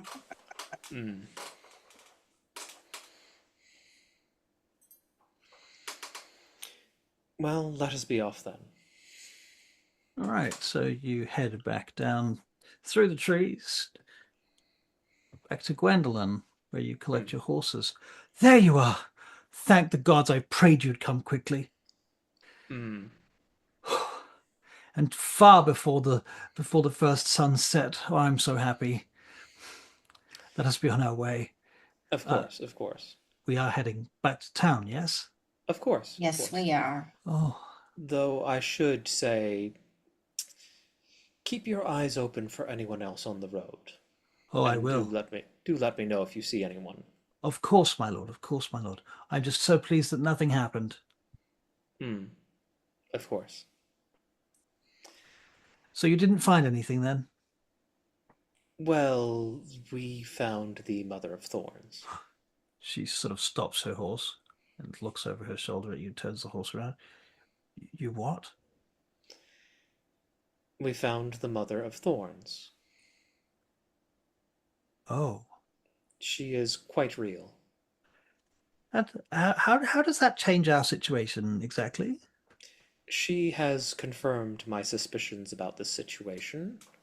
She has confirmed what she offers this village in terms of protection, and Kylum listed off like No flooding, no burning down, no invasions, no blights. Like, you know, it's actually a pretty reasonable deal considering, the kind of life these people live. Like, okay, yes, on the one hand, you're giving your elderly up, but these are people who are all going willingly. They're not being coerced. Right. And there's a lot of benefits for them. And there's I understand why Jorgen did what he did, but he has benefited quite well from this deal, from this arrangement, and he has chosen to go against that. I do understand why someone would not want to lose their family members, but if it were different, if his mother was on his deathbed, he would not have the option to hold her back from it so easily. My goodness, things have gotten very complicated very quickly. Hmm. Well, I suppose we should rush then. Let us. In any event, I do not believe we are going to be able to make it back out here again today, given the distance, but Do you I, think we should try and take some of that fish oil back? I don't see why we couldn't stop and grab a jar or two. It seems like a good idea. I mean, as long as it doesn't rain too much. I mean, it's probably going to rain, but hopefully it's not going to pour down like it did yesterday. Well, we shall see. All right. Okay, so can I get one of you to roll a d20? The lower you roll, the worse the weather gets. Christina, would you like to have do the honors? Okay. E20. Yep. So if you roll a 1, Oh, that's lucky. 12. Okay. Excellent. So it's not a nice day, but it's not the worst day it could possibly be. It's just mildly overcast and slightly drizzly as you travel back to town. And you get to the wagon, and you're able to collect a few jars of fish oil each, if you so desire. Um, each one is probably worth about 5 silver pieces. Maybe a little more than that. Let's say 10 silver pieces each. So, like a gold. Yeah, so let's say you get a yeah. Yes, exactly. Duh. Yeah, exactly. Dumb. Yes, a gold piece per jar makes about. That sounds about right. Well, I mean, we probably, even if we can have dark vision, the horses don't, so we probably have lanterns and whatnot, and it's good. I'm imagining it's good oil. Yes, it is good oil. It is good oil. Um, right. So heading back into town, um, you can make a perception check as you ride down into the actual town itself.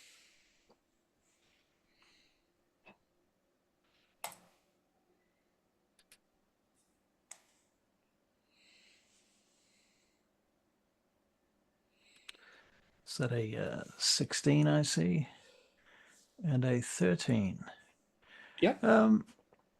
As you're heading to the tavern, you notice that there is a troubadour's wagon parked next to the entrance to the tavern. The sort of wagon that you expect a group of performers to bring. Hmm. Well, perhaps we'll have some entertainment tonight. That sounds fun. All right. So you take the horses back to the stable, I assume. Hmm. All right, and the stable boy is there. He gets up off his butt as you come in, and he's quite sort of happy to see you. There you are. You made it. Hmm.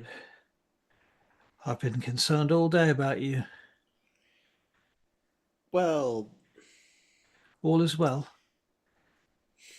Did you as find well the as it place? can be. We did. And we have Did she confirmed appear? to the She did appear. We have confirmed the truth of the situation. You've confirmed the truth of this. What then is that?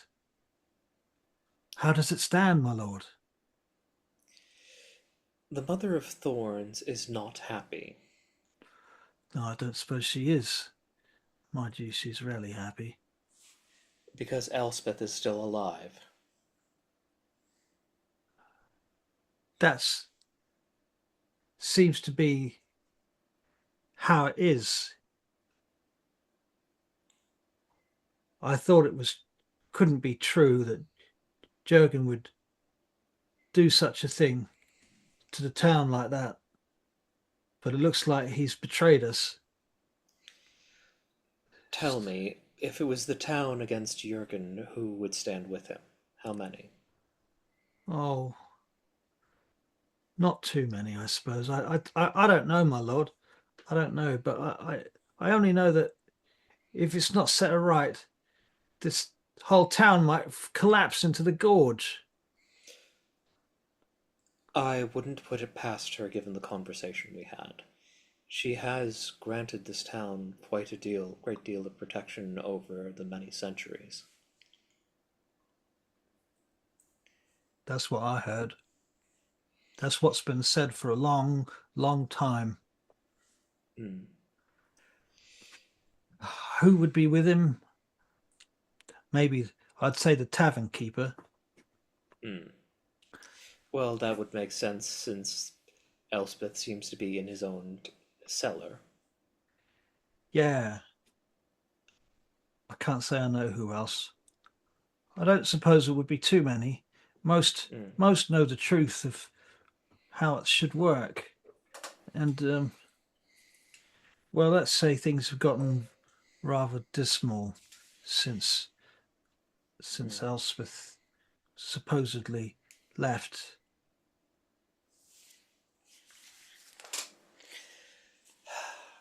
I think many will see it for what it is.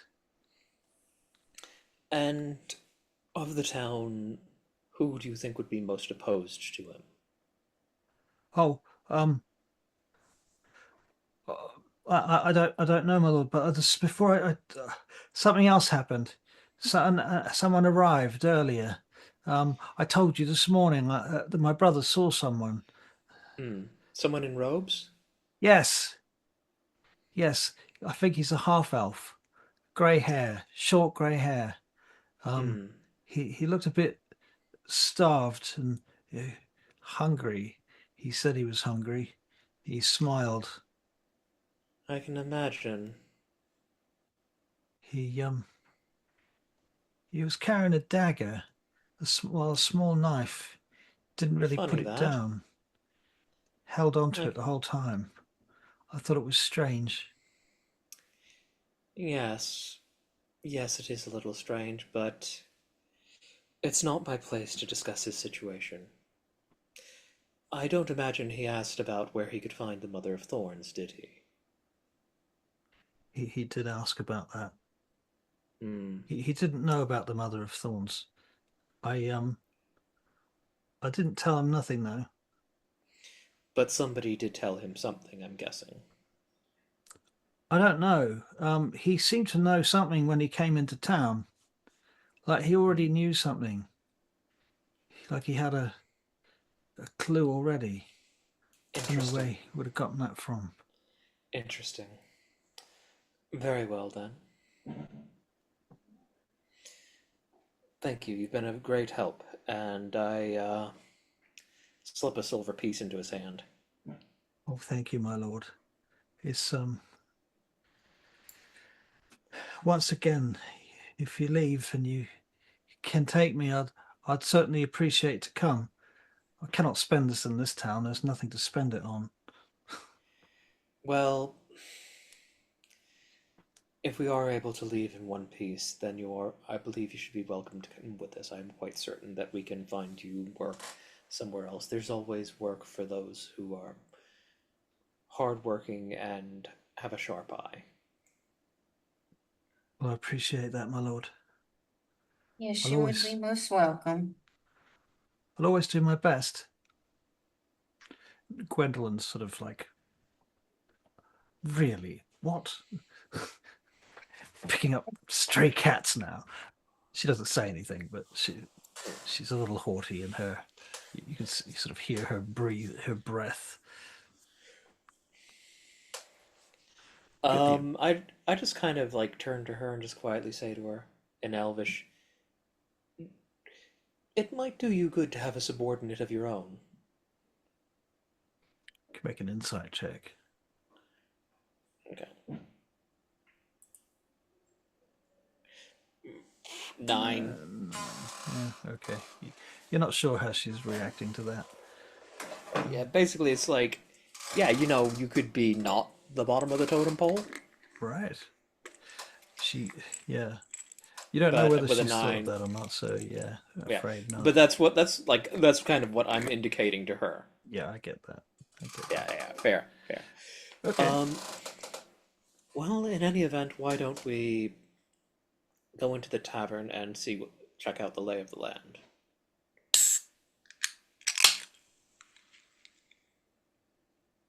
Talking to Lily. Yes. All right. Okay, so you head to the tavern. You go back to the tavern. You go through the front door. At which point, you can hear many of the townsfolk have gathered around, and there is some merriment being had, um, albeit quite midday drunk merriment. Mm. And so many of the townsfolk have gathered here, and they're listening to this small group of players. Mm. Singing and dancing and putting on a little act, a little bit of juggling, a little bit of drinking, and so on and so forth. It seems to Now be, these. yeah, Oh no, you finish. it doesn't seem to have any particular political agenda attached to it from your Mm. initial scope of the situation. They just seem to Okay. be travelers. Now, okay. So my question was, these performers, are they bards in the Amprodius sense or just performers? They are attached to the abrupt bards in the Amprodius sense, but um, out of the group, there would probably only be one real bard. Mm. I'm looking to try and figure out if I can tell which one it is. It would be the elderly gentleman in the corner who's actually not performing. Mm. Looking at this guy, what can I tell about him? Um, he's got some nice clothes on. He's got an earring. He's got medium length curly grey hair. Mm. Um, he's looks pretty fit for his age, given that Mm. he's like between sort of 50, 60 years old. Yeah. Um, So human then. yes, he's human. Yeah. Now, Kylum being from Amprodius would understand the implications of him being a bard. Yes. Okay. My lady, why don't you enjoy the performance? I have something to take care of. And I will go down and approach. I'll go over and approach this gentleman and say, "May I?" and just indicate to the seat next to him. He looks to you. Um, as you will. Hmm. Your troop's not bad. Aye, not too bad. Hmm. On a good day. They're young. They have time. He looks at your ears when you say that. Yeah, like, obviously they don't have as much time as me, but it's like by human standards, they still have time. Yeah. So, I take it you've heard the rumors about what's been happening here. Well, came across a strange sight late yesterday before we left the main road. Mm. Came to a crossroads. All of them travelers there, slain, dead. I see. It was a terrible thing. We decided to come this way. Not sure which way we should have gone. But we'd heard from other travelers on the road that the roads had been washed out along the coast. The best route was told to us was Briar Bridge, so we came this way. But it was a strange sight. You haven't seen anyone come through here, have you? With murder in their eyes? I haven't seen anyone, but I have heard word of someone who might be approaching the town. Oh. Well, Someone on... Oh, no. we've tried to keep our heads down and avoid talking to anyone on the road until we got here. And we thought we'd warn the people when we came, but no one's much listening. They seem to be more concerned about their own matters at hand. Well, there's been some rather strange deaths in the town recently. That would make sense then. What kind of deaths are they? The strangest ones I have seen in quite some time. In fact, truthfully, I'm not sure if I've seen any as strange as what I've seen here. I have to say this place is quite dire. It's not...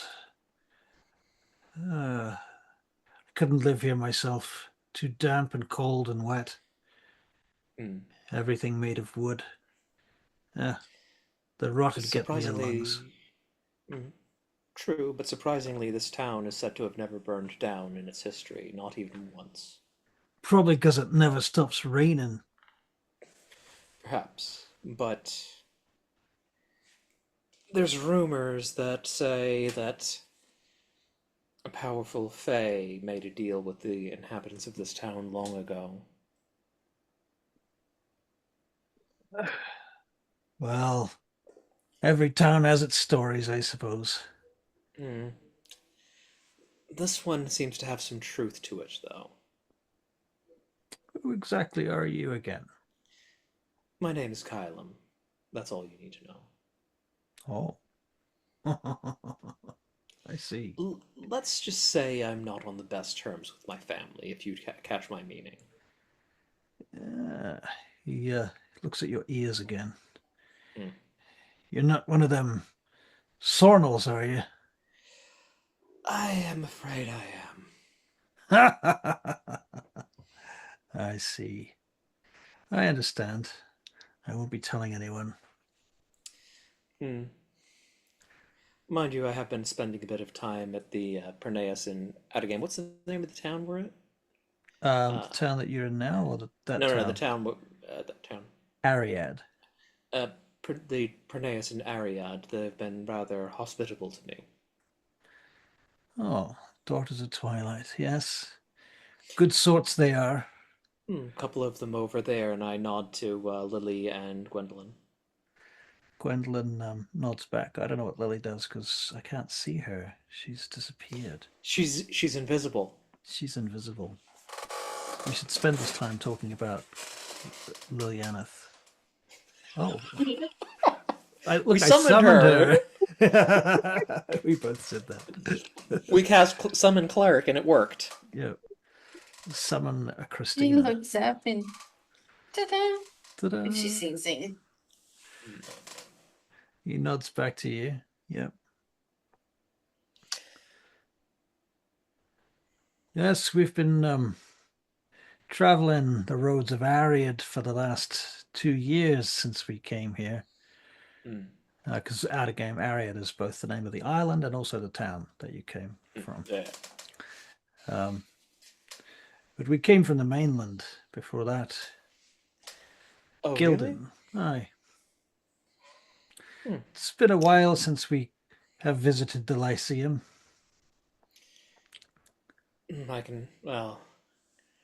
Probably much more recently than I've been. Have you ever been? I have visited it as a guest, but not as a student. Ah, of course. So what then is your profession, Lord? Well, spent most of the last 10 years at sea. What brings you this far inland then? I got washed overboard, and the Daughters of Twilight were gracious enough to take me in. We're just looking for a merchant who has gone missing, who was carrying something for the daughters. Oh, I see. So you're fetching on their behalf? Hmm. It's only right to repay their kindness. Yes, yes, of course. Of course it is. Aye, makes sense. I see. So, is there anything else I can do for you? Do you want a drink? That's quite all right, but thank you. No, no, I just came to make my greetings. So, you live here now, or you've come Oh here no, recently? we just arrived in town the other day. Oh, I see. Oh, it makes more sense now. Hmm. Uh, you're not As I here to said, hmm? you're not here to set up another Pronaeus then. No, no, as I said, we are looking for a merchant that was carrying something for the Daughters of Twilight who Of is course. rather overdue. Of course. Yes, that makes more sense. Yes. Now I understand. And did you find him? We found his remains. Oh. He was one of the strange deaths I mentioned. What what of these strange deaths then? Stranger than the ones that we found on the crossroads. Well, I imagine the ones you found were the work of mortals, I suppose that's true. Most likely. not ripped apart from the inside by thorns. Oof. Oof. You know what's particularly concerning about that when you say it like that? This whole place is covered in them. They say it has to do with that fae I mentioned. You know, I might have to talk to my troop, to my boys there. Mm, And he says, "All right, you lot, I need to talk to you all." And they stop playing, and everyone's sort of like, "What?" And the people are like, "What? Come on, you're doing the thing. Keep playing. We want to hear more." And people are complaining because they've stopped performing. And he mm, pulls them aside for a huddle, and they seem to be like confused and upset and a little bit angry with him over whatever it is that he's telling them. Um, and then he says, "Well, my lord, afraid we'll be off then. mm. So You, sorry you couldn't stay longer, but I do understand. it's a pity. It's a pity. Seemed like it could have been a nice place. Good Mm. luck in any case. We'll be moving on." And he and I his will say troop one start. thing I will just approach him and say one thing quietly. Yep. You can thank the burgomaster of the town for the situation. Oh, well. You got anything you want to add to that? Might make a good lyric or two. The town made a deal for protection. He reneged. I see. Well, they That's better you don't know more. understood, and he and his troop out back Mm, outside, and some people follow them out, and they're complaining and railing against it and mm. whining about the fact that this is perfectly good entertainment, and they're just going to leave. And we bought you drinks and gave you our silver, and they're like, You didn't tell him about the weird deaths. we're very sorry about that, but bye. Yeah, And it's like pretty much. yeah, so they fuck off basically. Mm, That's the short end of the story. Um, and the tavern is sort of goes back to being a bit depressing at mm. that point. People start drinking more, Some people leave. Some Yeah. people start playing dragon chess and other games, dice games. Yeah. Now, I will go and talk to Lily. Now, we are going to have to address this situation. How do you think? Uh, you do technically outrank me, and how would you like to go about this? Jorgan comes in. Hmm. You are more diplomatic than I am. Any way you see fit. Hmm. All right. Jorgan starts heading over in your direction. All right. I stand up to my full height. He looks up at you because he's quite a short ass.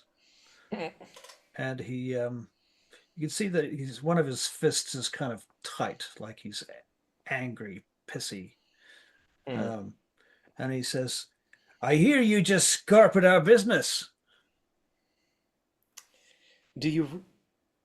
I'm quite certain you know where I've been today. Do you really want to have this conversation where everyone's watching?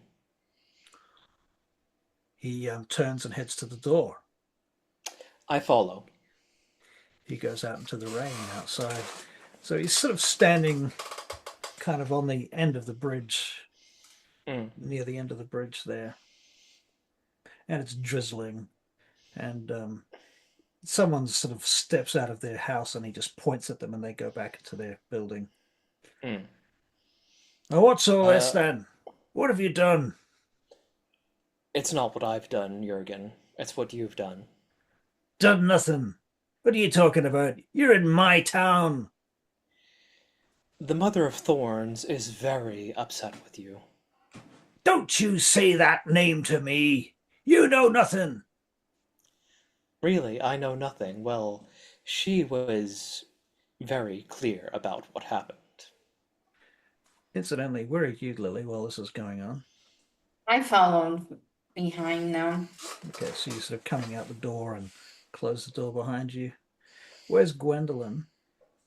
Is she with you? She can come with me or she can stay in the tavern. It's up to I her. think she'll probably come out with you. She sort of stands back behind you and sort of looks down and around and doesn't make eye contact with anybody. Okay. Your town made a deal, Jorgen. That was centuries ago, and it's none of your concern, stranger. It became my concern when you started sending innocent strangers in place of your mother, Jorgen. Oh, these lies! I don't need to lie. The Mother of Thorns has made her demand, Jorgen. What demand, Mother of Thorns? She wants your mother and she wants you. Why won't she speak to me herself then? Why send you? Because I went to see her. Ha! Ha! Look at your town, Jorgen. Look at what's happening. You did this. This is on your shoulders. Oh. It's just winter time. It's what happens.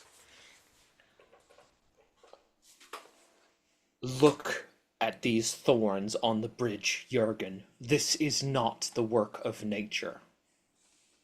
Of course it is. What else would it be? You pissed off a powerful fae. Ha! Lies. Can you make perception checks, please?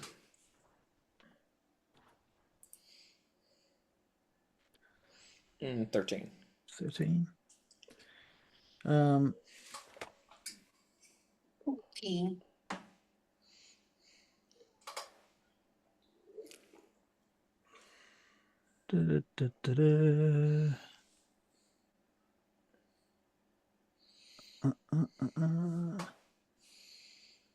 Really? That's the only... Let's try this.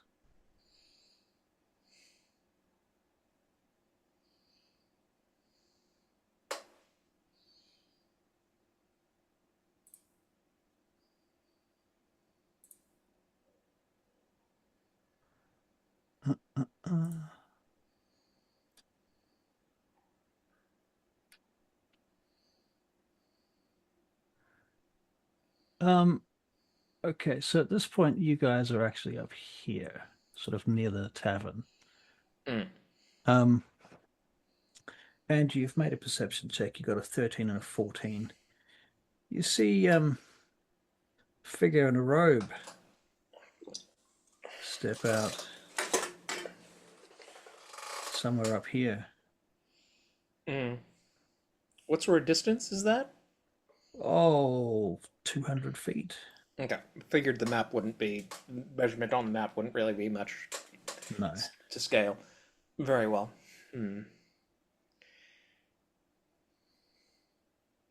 They sort of start walking, stop at the end of the bridge. These are all lies. Why do you tell these terrible lies? I'm not the one lying here. This town is in a crisis and you come here just to make things worse and sow seeds of discontent. The reason this town is in a crisis is because of you. What do you want me to do about it? It's not what I want, it's what the Mother of Thorns wants, and she wants you. Ah, that's all bollocks. It's been bollocks the whole time. Crazy people. You had the choice to leave. You benefited from her protection, and now you want to renege on the deal. How have I benefited from her protection?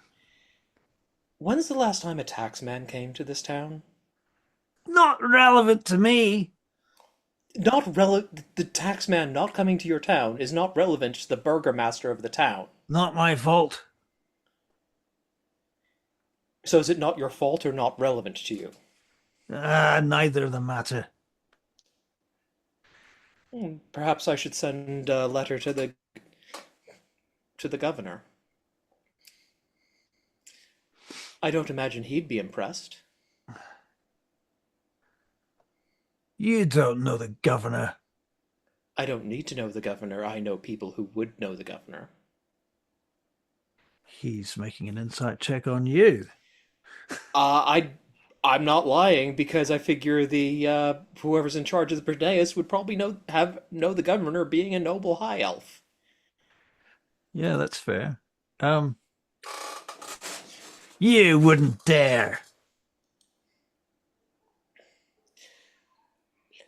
I'm not the one who's standing here screaming insults while being a murderer.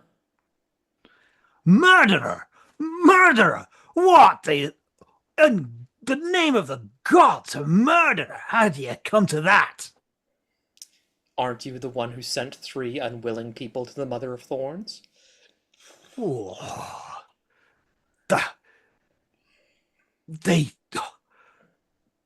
unbelievable. You can make your own insight check at this point. 15? Yeah, you can tell that he's somewhere between anger and denial. Like he can't afford to admit the truth. You really brought this on yourself. The name of the gods, how dare you? He says, I challenge you to a duel. Very well then, I accept your challenge. No, what? You just challenged me to a duel and you didn't expect me to accept? Oh, gods, what have I done? What have I done?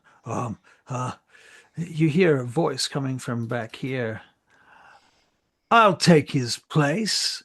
I'll take your place, Burgomaster. You. You? I should thank you. In fact, I will. What was your name, elf? You freed me. I didn't free you, and you murdered those people. Well, they were in the way. What could I do? They weren't going to let me go, not without a fight. You could have stayed in that cage. But you gave me the key. And that is my sin, thinking that perhaps you had some shred of honor left in you. Honor? How do you think I got in that cage in the first place? By being an idiot. Oh, they don't house idiots in cages in Amphidias. Well, you were in that cage. Oh, I'm not an idiot. I'm something else. A traitor. No, not a traitor. Something far worse. A spy. But I'll take you up on that challenge. Very well done. Roll for initiative. 8. 8. Do-do-do-do-do-do. And Lily? 7. 7. Okay. All right, Kylum. Do you do anything? I just come, I don my shield, and I start walking towards him. All right, fair enough.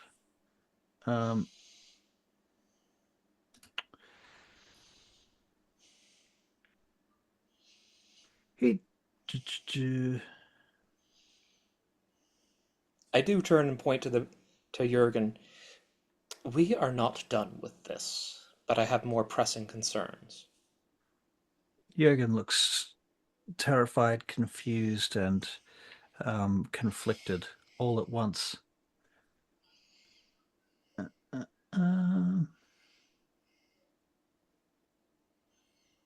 Oh, come on. Give me a second.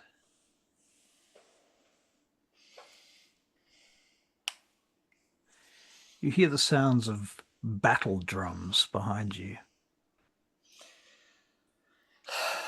Really? That's in character. Mm-hmm. Boy, Lilianith, what do you do? I don my weapons and prepare. Very well, I'll take the two of you, if I must. What about your friend there? The other one? Are you in for this? Gwendolyn shakes her head. She's like, Mistress, what do you want me to do, Madam Lady Lily? It's really up to you. I'll try and heal you if anything happens. Okay. All right. Kylum, it's your turn. How far away is he? Oh, how far did we say? It was 200 feet last time. We'll put him... But he was talking to us, so I assume he's moved a bit closer since then. Well, I was just thinking that through. So, yeah, he's probably down to about 120 feet. I don't have anything that has that range that I can use with a shield anyway, so... yeah, I was moving towards him as well, so just... Okay, so you can call it... so we could call it 80 feet? Kind of don't want to make the first move here, so I'm just going to Hold take... an action. I'm going to take the dodge action while I'm moving towards him. Fair enough. All right. Very good.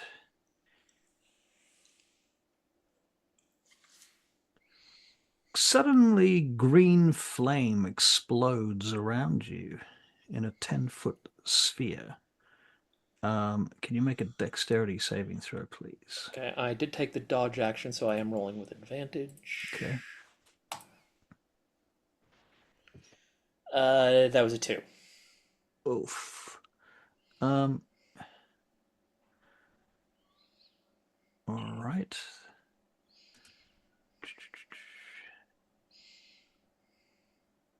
Ooh, that is 23 points of damage. I am very bloodied. You sure you want to fight me? We could negotiate. You could go willingly to the hag. Or you could. Well, I'm not done yet. I asked her about that, and she said no. Can you believe it? Funny. She Lilianith. said something else. Lilianith. Yep. What, Uh, Lily? right here. Mm. I cast Moonbeam. Ooh, okay. All right. That's a bit scary. Go on then. I cast Moonbeam on him. Okay. So he makes a is it a deck save or a Con con save. save? Yeah. Con save. Con. Okay, Con. so that's a fail. Yep. Roll your All right. damage. Yeah. Roll my damage. 11. 11 points of moonbeaming. All right. All right, it sears him terribly. And he shouts out, "Oh, I don't like you!" And he jumps up on the edge of the bridge and starts running along it in your direction, generally, which he will do on his turn. But Kylum, it's your turn. How far is he now? Oh, 60 feet. Okay. I start running towards him, Okay. and I am going to basically call on the power of the storm around me, Mm. and I am going to cast Shatter, but just so that it just gets him, it doesn't get the bridge under him. So that's a con save, and I'm also going to channel Divinity, so it's automatically max damage. Oh, wow. Okay. So So he what's the save? con save, Yeah, what's the DC? 12. Ah, okay, 15. Okay, so he takes 12 points of damage instead of 24. Okay. Um, And yeah, I'm just running towards him. okay. You're running towards him. Sorry, did he have any other effects put on him? No, it just No, just Shatter is just damage, and he damage. saved anyway. Okay, very good. All right, so and you're running towards him, is that right? I can't dash, but I'm moving towards him. Yeah. Okay, so you move another 30 feet. So now you're 30 feet from him. Mm. Okay, and at that point, um, mm, he strongly suggests you should kneel before me, and So you can make a wisdom save. this is charm effect. It is a charm effect. Is that 21? Oh, you don't like that? Is he moving up to me, or is he just staying there? No, he stays back at 30 feet. Okay. And Lilianith, it's your turn. I repositioned the Moonbeam on him. Okay, so he makes another con save. Is that right? Yeah. Yep. Okay, so he rolls a 14. Does not save or does save? Our DC at this level is like 12. Yeah, it's 12. Okay, so does he take half damage? Hmm.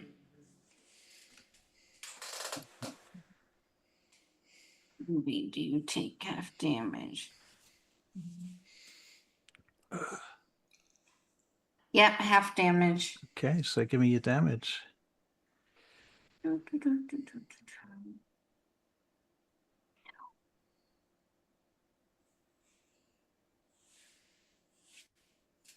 Oh, oh. Yeah. I'm gonna roll again, so if it rolls double. Okay, we'll take the first one if it rolls double. Okay. Yeah, it did. It did. So Just like that. So half of 11, 5, rounded down. Yep. Okay, so he takes 5. Okay, very good. Kylum, you're at okay. about you're still at 30 feet, I think. Yeah, I was at 30 feet, so gonna move up 30 feet. And yeah, as I'm moving, I'm going to use a bonus action. I'm going to remember that thing I did in that last big fight. And I'm going to healing word myself at 2nd level. Okay. Healing word yourself at 2nd level. That's okay. Little on the low side, but 6 is more hit points than I had. Fair. That was my bonus action. And so Moonbeam is like 5 foot radius, so I'm basically, yeah, just go up next to him, but without getting in the Moonbeam. I assume I can do that. Yep. Yep. And I'm going to hit him with my Warhammer with Booming Blade. Very good.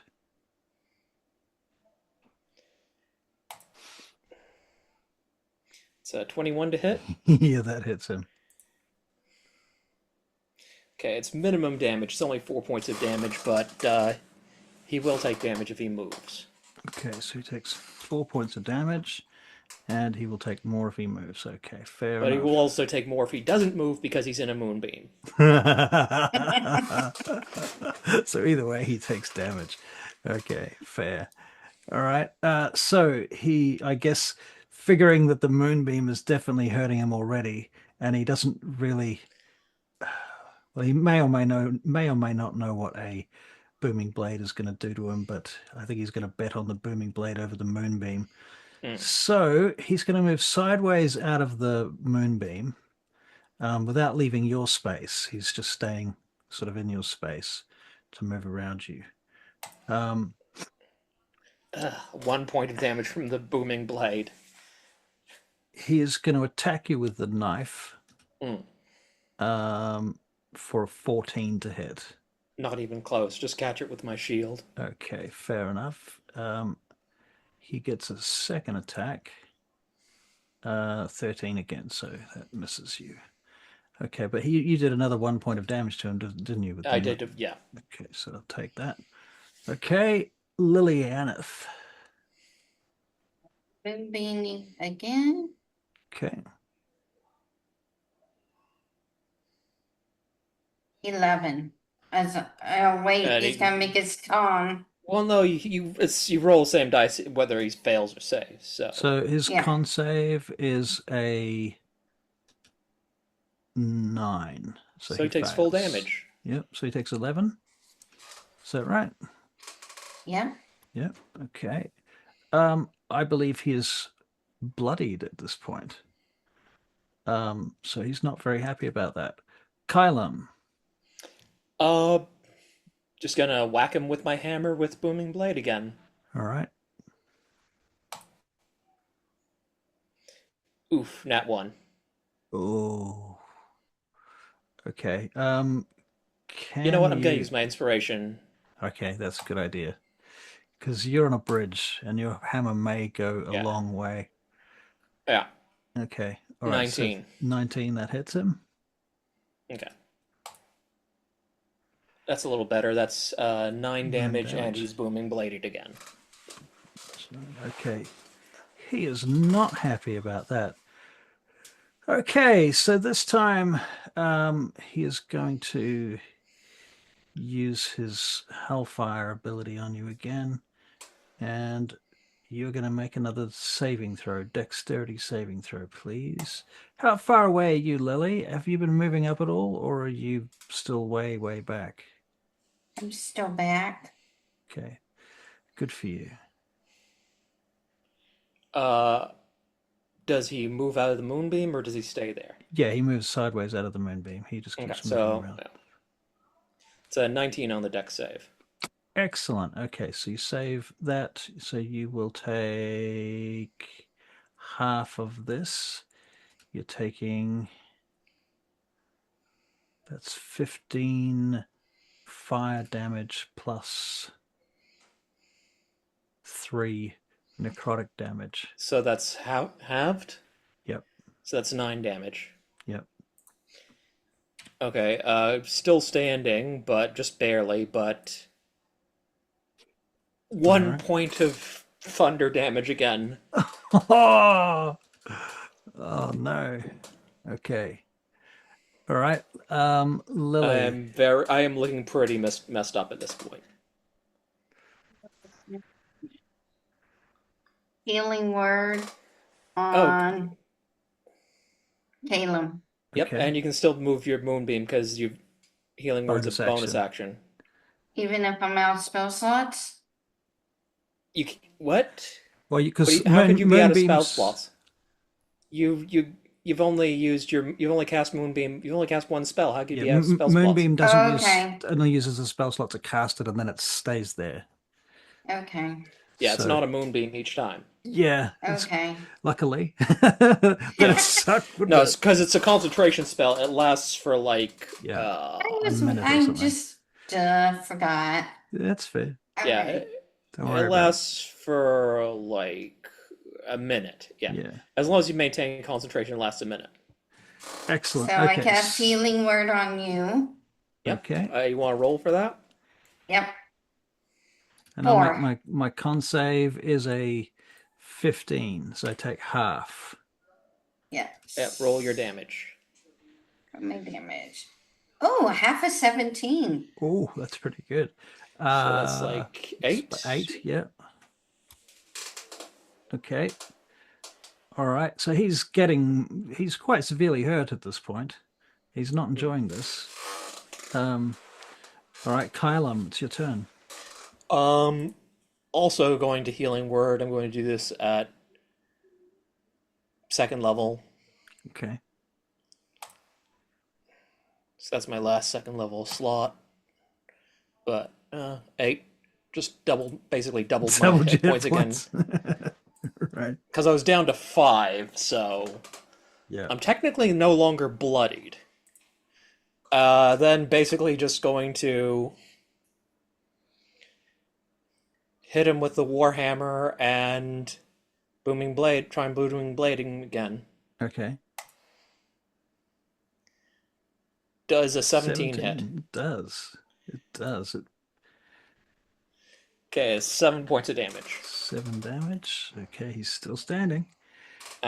And All he is right. Booming Bladed for when he moves. Oh, Jesus. Okay, so is the Moonbeam still on him? Yep. So this Yep. time he's going to go back around the other side of Kylum, around this side. 8 damage this time. 8 damage to... From the Booming Blade. Oh, right. Oh, yeah. Okay, right. So 8 damage. Oof. Okay, he really doesn't like that. He's...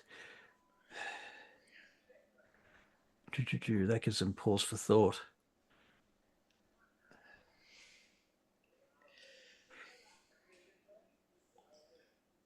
He takes out... No, he can't take out a potion because he doesn't have any. Okay, he can't do anything.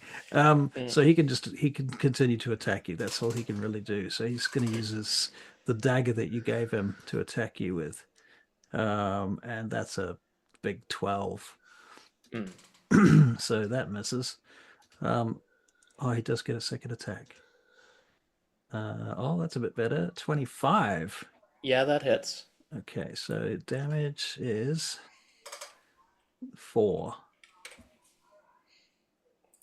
Well, for what's worth, I'm bloodied again. Yeah. Oh,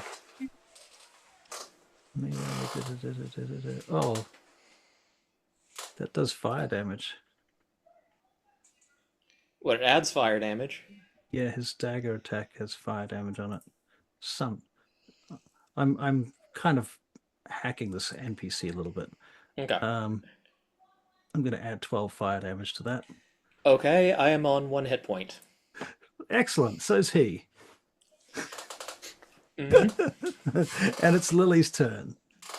I cast healing word on Kylum since I see he's in really bad shape. Okay. You want to roll that? Ooh, nice. Yeah, 7 points. Okay. So you're a little bit further ahead And- than this guy is now. You just multiplied my hit points by 8. That's It's 8. Wow. Okay, Kylum, you're up next unless Lily's... You got your Moonbeam still going, don't you? Oh yeah, you can move Yeah. the Moonbeam onto him.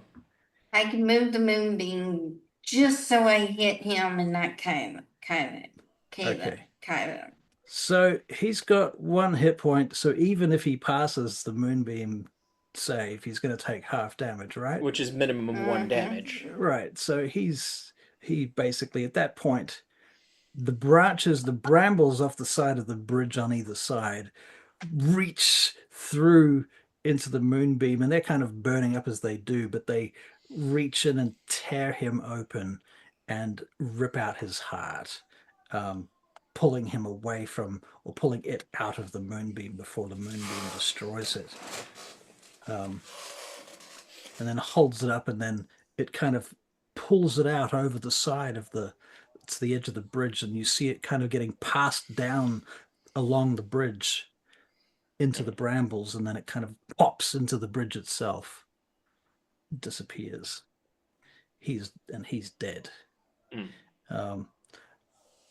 At about that point, you see the altar over here splits open, and the beautiful fae that you saw in the woods steps out from inside of it, and she takes a few steps towards you. Well done. I'm battered, but I give my best attempt at a bow. I'm probably wincing the whole time. I bow to. You can make perception checks.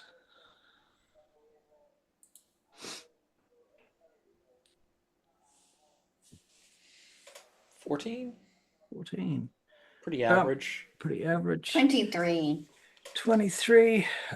You hear the sounds of brambles doing their brambly thing, the briars going along the bridge, and you hear Jorgan cry out as he is grabbed by them.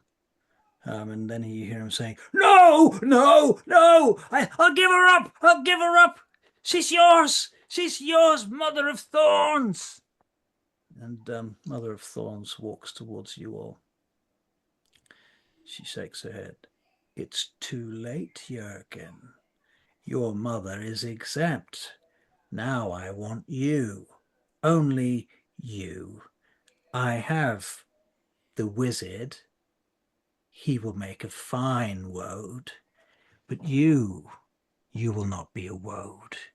You will merely perish."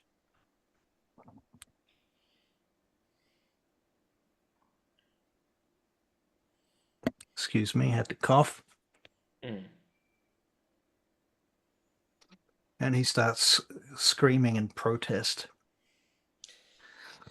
Really wish I'd kept a second level spell slot so I could cast silence on him. At this point, people are coming out of their buildings and houses and stuff around the place, and you're noticing the clouds are kind of breaking and sunshine is pouring through into the space. And when you look at her now, you can see that she's shimmering, partly an ancient hag, partly this illusionary, beautiful maiden. Mm. And even as the sun sort of strikes her, she's sort of two figures at once. She continues to walk across the bridge as the place lights up more as the sun's come out. Do you do anything? If she's nearby, I would like to say something to her. Yeah, she's approaching you. She's like, yeah. Okay, well, when she gets closer, then. She gets closer. So then, you have received your payment, my lady. This will do. This will do for now. And your arrangement with the town is restored, then? She looks around at all the people who are coming out of their houses and standing on their balconies and standing in their windows and in their doors, and she says, "You! All of you! Now once again in my debt. You will continue with your compact, or this place shall sink into this gorge, and this bridge, this town, and every one of you will perish. This I will not accept again." And you can see the people are all sort of transfixed by her speech. Mm.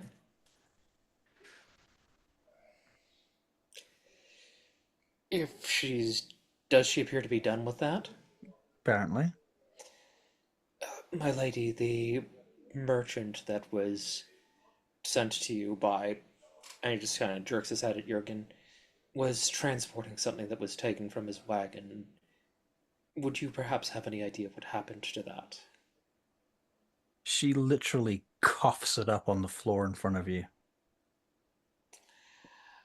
I bow again as I pick it up. Thank you, my lady. It's a little slick with goo, but you know. He just saw her rip somebody to shreds with thorns. He is not going to be rude to her.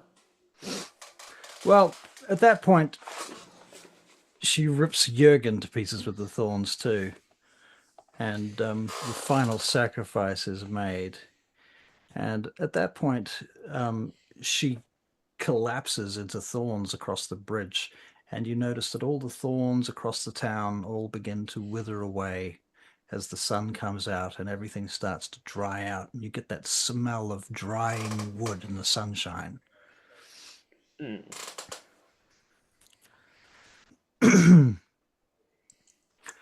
And Gwendolyn is standing behind you all, shaking.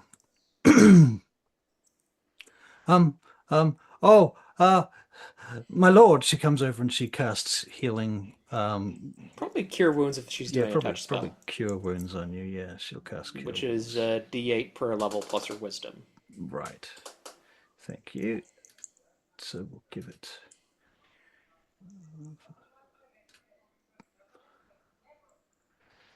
6 heals. Well, I was on 8, so every bit helps. Yep. Thank you, Gwendolyn. Wait, I can do it again. All right. So she's going to. I'm not complaining. D8, you said. Yeah.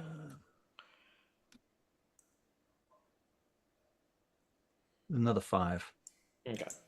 5 means I am no longer bloodied. You see the stable boy come wandering out of the from back here.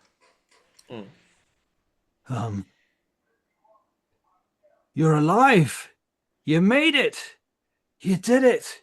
You saved our town. Gods. It's a miracle. You obviously have no words. Kylum's just still catching his breath after that. Fair enough. You're welcome. Gwendolyn turns to him and she says, that's right. We saved your town. So if you want to come with us, you'd best get your things. She sounds very haughty. I can certainly understand her not wanting to spend the night here. Is the bard still here?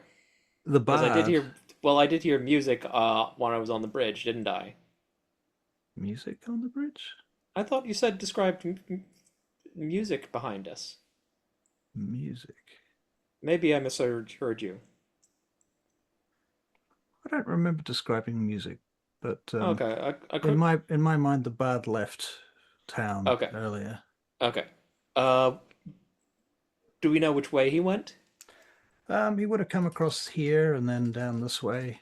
Okay, so back the way we're going to be going. Yeah. Okay. In that case, I basically just nod to the villagers. My lady, did you wish to add anything to the situation? The villagers are sort of coming down out of their buildings and houses now towards you all. Just honor your commitments to the lady. Who are you saying that to? The townspeople. To the townspeople, right. That makes sense. And they come down around you and sort of surround you, and they start giving you money and food and gifts. And they bow down in front of you, and some of them ask for your name. Do you tell them? Tell them the name, but I won't accept the money. And you could take the money to get donate to the Pronaeus. Yes, I could do. You just tell him Okay. that we're thank you for the money. We will be donating it to the Daughters of Twilight, and they can find you there if they need your assistance in future. They especially want to know your names, though. Yeah. Yeah, tell You- them my name and Okay. all They that. they start calling you a saint, Hmm. and then they go across to the shrine over here, Hmm. and if you ever come back through this town, there's going to be a statue here of you, with your name marked on it as Saint Lilianith and Kylum. Kylum. Yeah. He probably isn't going to tell him Sornel because any high elves that come through and see a Saint Sornel are going to get Sornel. pissed off.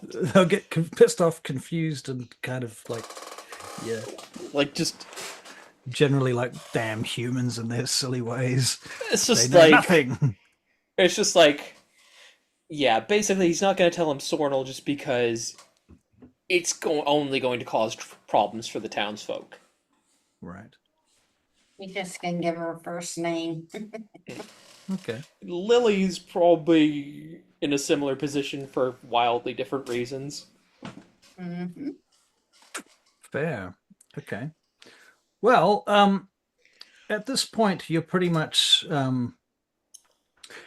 become heroes of this little town, and the people now suddenly are much less kind of secretive about everything. Clearly, you already know everything anyway, so there's no point in being secretive. What you do discover is they let Elspeth out of the basement of the tavern, and the tavern owner has some explaining to do to the townsfolk, and they decide to banish him. So they're now talking about who's going to take over the tavern and that kind of thing. And so thusly it goes, and you now have the missive that you came for. So you are offered free rent and board anytime you come through here in the future. And I assume, I don't know, what are you going to do with that? What's your next move? Well, at a game, regardless of how long it takes in game, I think we should report back with this missive because it's already been delayed by several weeks. Mm-hmm. And I kind of feel like whatever it was is enough of a priority that we should probably make all due haste. So Right. That seems very reasonable, pretty much what I Mhm. expected. Okay. So you take your horses and you say goodbye to the few people that need to be said goodbye to, and one of taking the there, stable boy there, with you. yeah, we're taking the stable. One there was the guy that we talked to last session who was like quite helpful to us. Yep. I would find him in the crowd, tell him where to find the merchant's wagon, and just say, there is some rather valuable fish oil and other things that somebody really should salvage on there if you take my meaning. He does take your meaning. He Be ashamed to does. see it go to waste. Right. And I think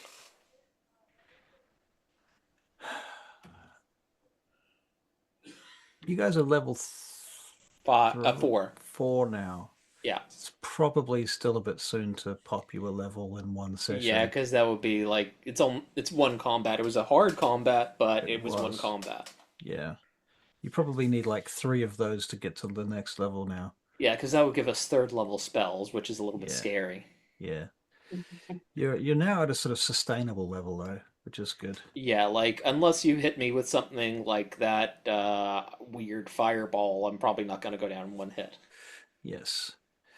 Yeah. Yeah, well I was using a much too powerful NPC, but I just nerfed him on the fly, so I just wanted access to his powers because I didn't want to homebrew a whole NPC. It's too No, hard. that's fair. That's fair enough.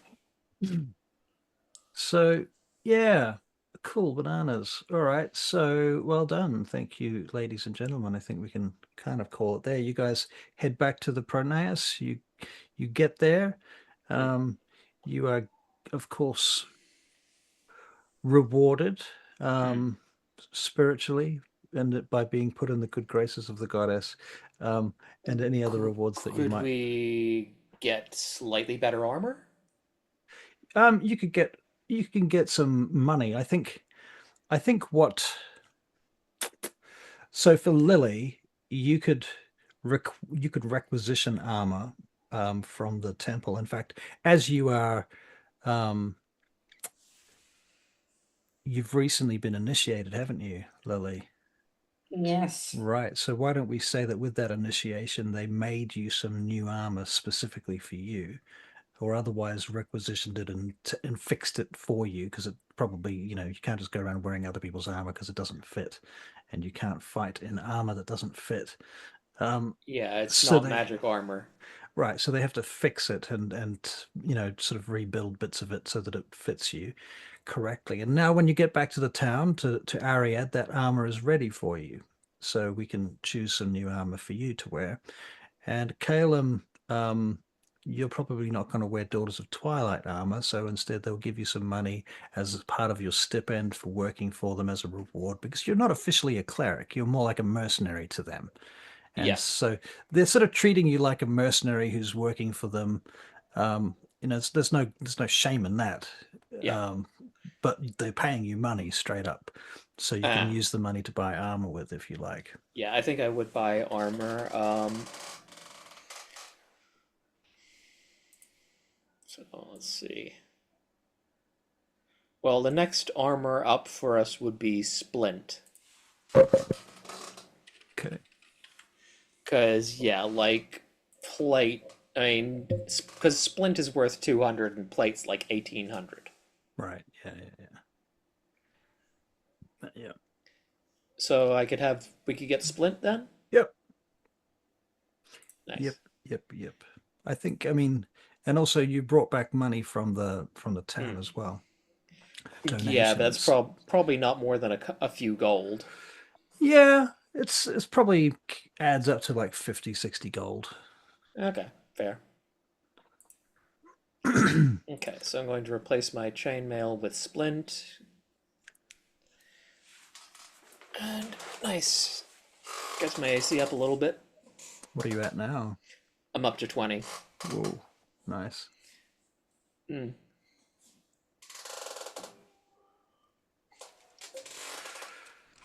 Splint, heavy armor. Yep, splint armor.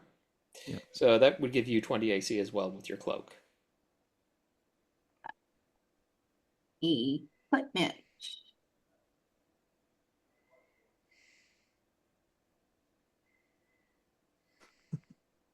So there you go. Briar Bridge done. Well done, I might add.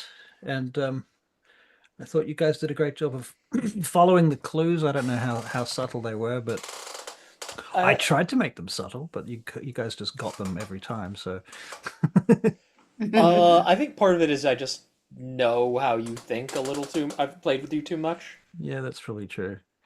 Mm. Yeah, but you're also like Sherlock Holmes. Um, well, the thing is, because you've got the whole Chekhov's gun instinct, you're not going to throw in clues that aren't relevant to muddy the water because it doesn't make narrative sense to have loose ends. Yes, sometimes. That I think certainly in this case that was true.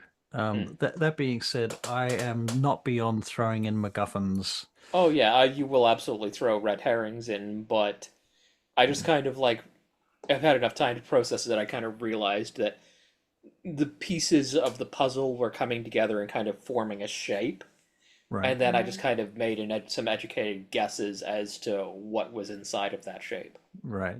Yeah, that's fair.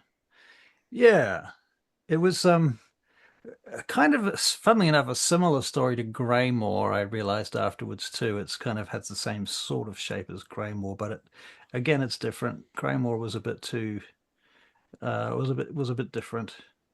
Um, Greymore, I think, has a. I can see there's certain superficial similarities, but the Greymore story, I think, has a very different shape. right. Um, I could say more, but Christina hasn't played through that story, and I don't want to spoil it for her. Shall we throw Greymore at you? Ah, that could be fun, couldn't it? Uh, I feel like if we're Wonder- gonna do Greymore, like, I mean, considering what the end game is, we don't have enough characters in this side arc to do it, so it would have to be No. like Burning Path. If I think if we did Greymore, we would make characters for Greymore and just do Okay, it that's as fair. do it as a standalone side quest adventure. Okay, that's fair. That's fair. Something keep it separate from everything Okay, else. no, that makes sense. That makes sense. What It's the sort of easiest way to character kind of level run. would that be? It works from like level 3 to about level 10, depending on, I can scale it. Oh, okay, like the end bosses. Yeah. That bit might be a bit much for like 4 level 3s. Yeah. I mean, that's why I can scale it down too. So Yeah, I know. I'm just thinking of what we thought, and I'm like, yes, yes. I feel like maybe I kind of feel like the sweet spot would be like maybe level 8 or 9, because you're not gonna like for spellcasters, you're not gonna have the craziest spells. Marshals have enough, can get maybe well, even 7. Like it means that most everybody can get at least 1 feat unless they're multi-classing. Right. You're starting to get some of your cooler abilities, but at the same time, you're not going to have like the stupidly powerful stuff. Yeah. Mhm. Yeah. No, fair enough. Yeah, But we that could could do be Greymore fun to at do some in the point. future. Yeah. But you've I already told played her Greymore. I know, but You'll I have to I can play dumb. you can play down. we'll see about that.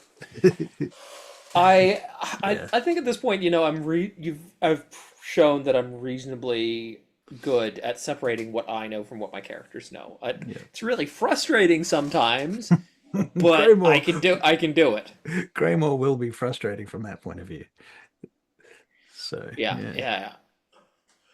I don't imagine I would have speak with animals the next time round, though. True. So I wouldn't be able to ask that rat questions. There's a rat. Well, there was a rat in that version. There was a rat. Yes. Yes. There was a rat. There was a rat. That rat is probably dead now. I mean, Yeah. considering what happened to the town, I'm not. I think it's fair to say the rat isn't alive, but I'm not sure the rat is dead either. Right. Fair enough. Stop giving away Zombie clues. rat. He's Zombie Uh, giving rat. clues away. You're forbidden Well, it's to not a speak with clue Greymore. because Christina's like interpreted it rather differently. But that's like, yeah, sure, a zombie rat. All right. All right. Okay, I guess Very I'll. good. Well, See so find out you. what's going on with Barry, and then maybe see you Tuesday. Yes. Yes. That would be Yes, good. find out. Yeah. See if I'll call him. Get our Dragonlance back on again. Well, basically, yeah, because otherwise we're gonna forget how to play our characters. You're not going to forget how to play your characters. I'm not. I'm not. Okay, I'm not gonna forget how to play them, but it's like if I need to play a character a certain amount of time to kind of cement their character in my mind, like Yeah. not how they work mechanically, but who they like their responses and their voice and everything. Right. Yep. I will get a hold of him. All right. We can both follow him up. But Yeah. whoever follows him up first gets inspiration. So I'm going to try and get inspiration. Oh, okay, what's his address? I'll go knock on his door. For inspiration? Just for inspiration. Wow, you're keen. But I can give you mean, his it's. address if you like. I'm kidding. I'm kidding. If I was gonna go there, I'd go there with you. Yeah. Fair. Fair enough. All right, people. Very good. Let us end our recordinating.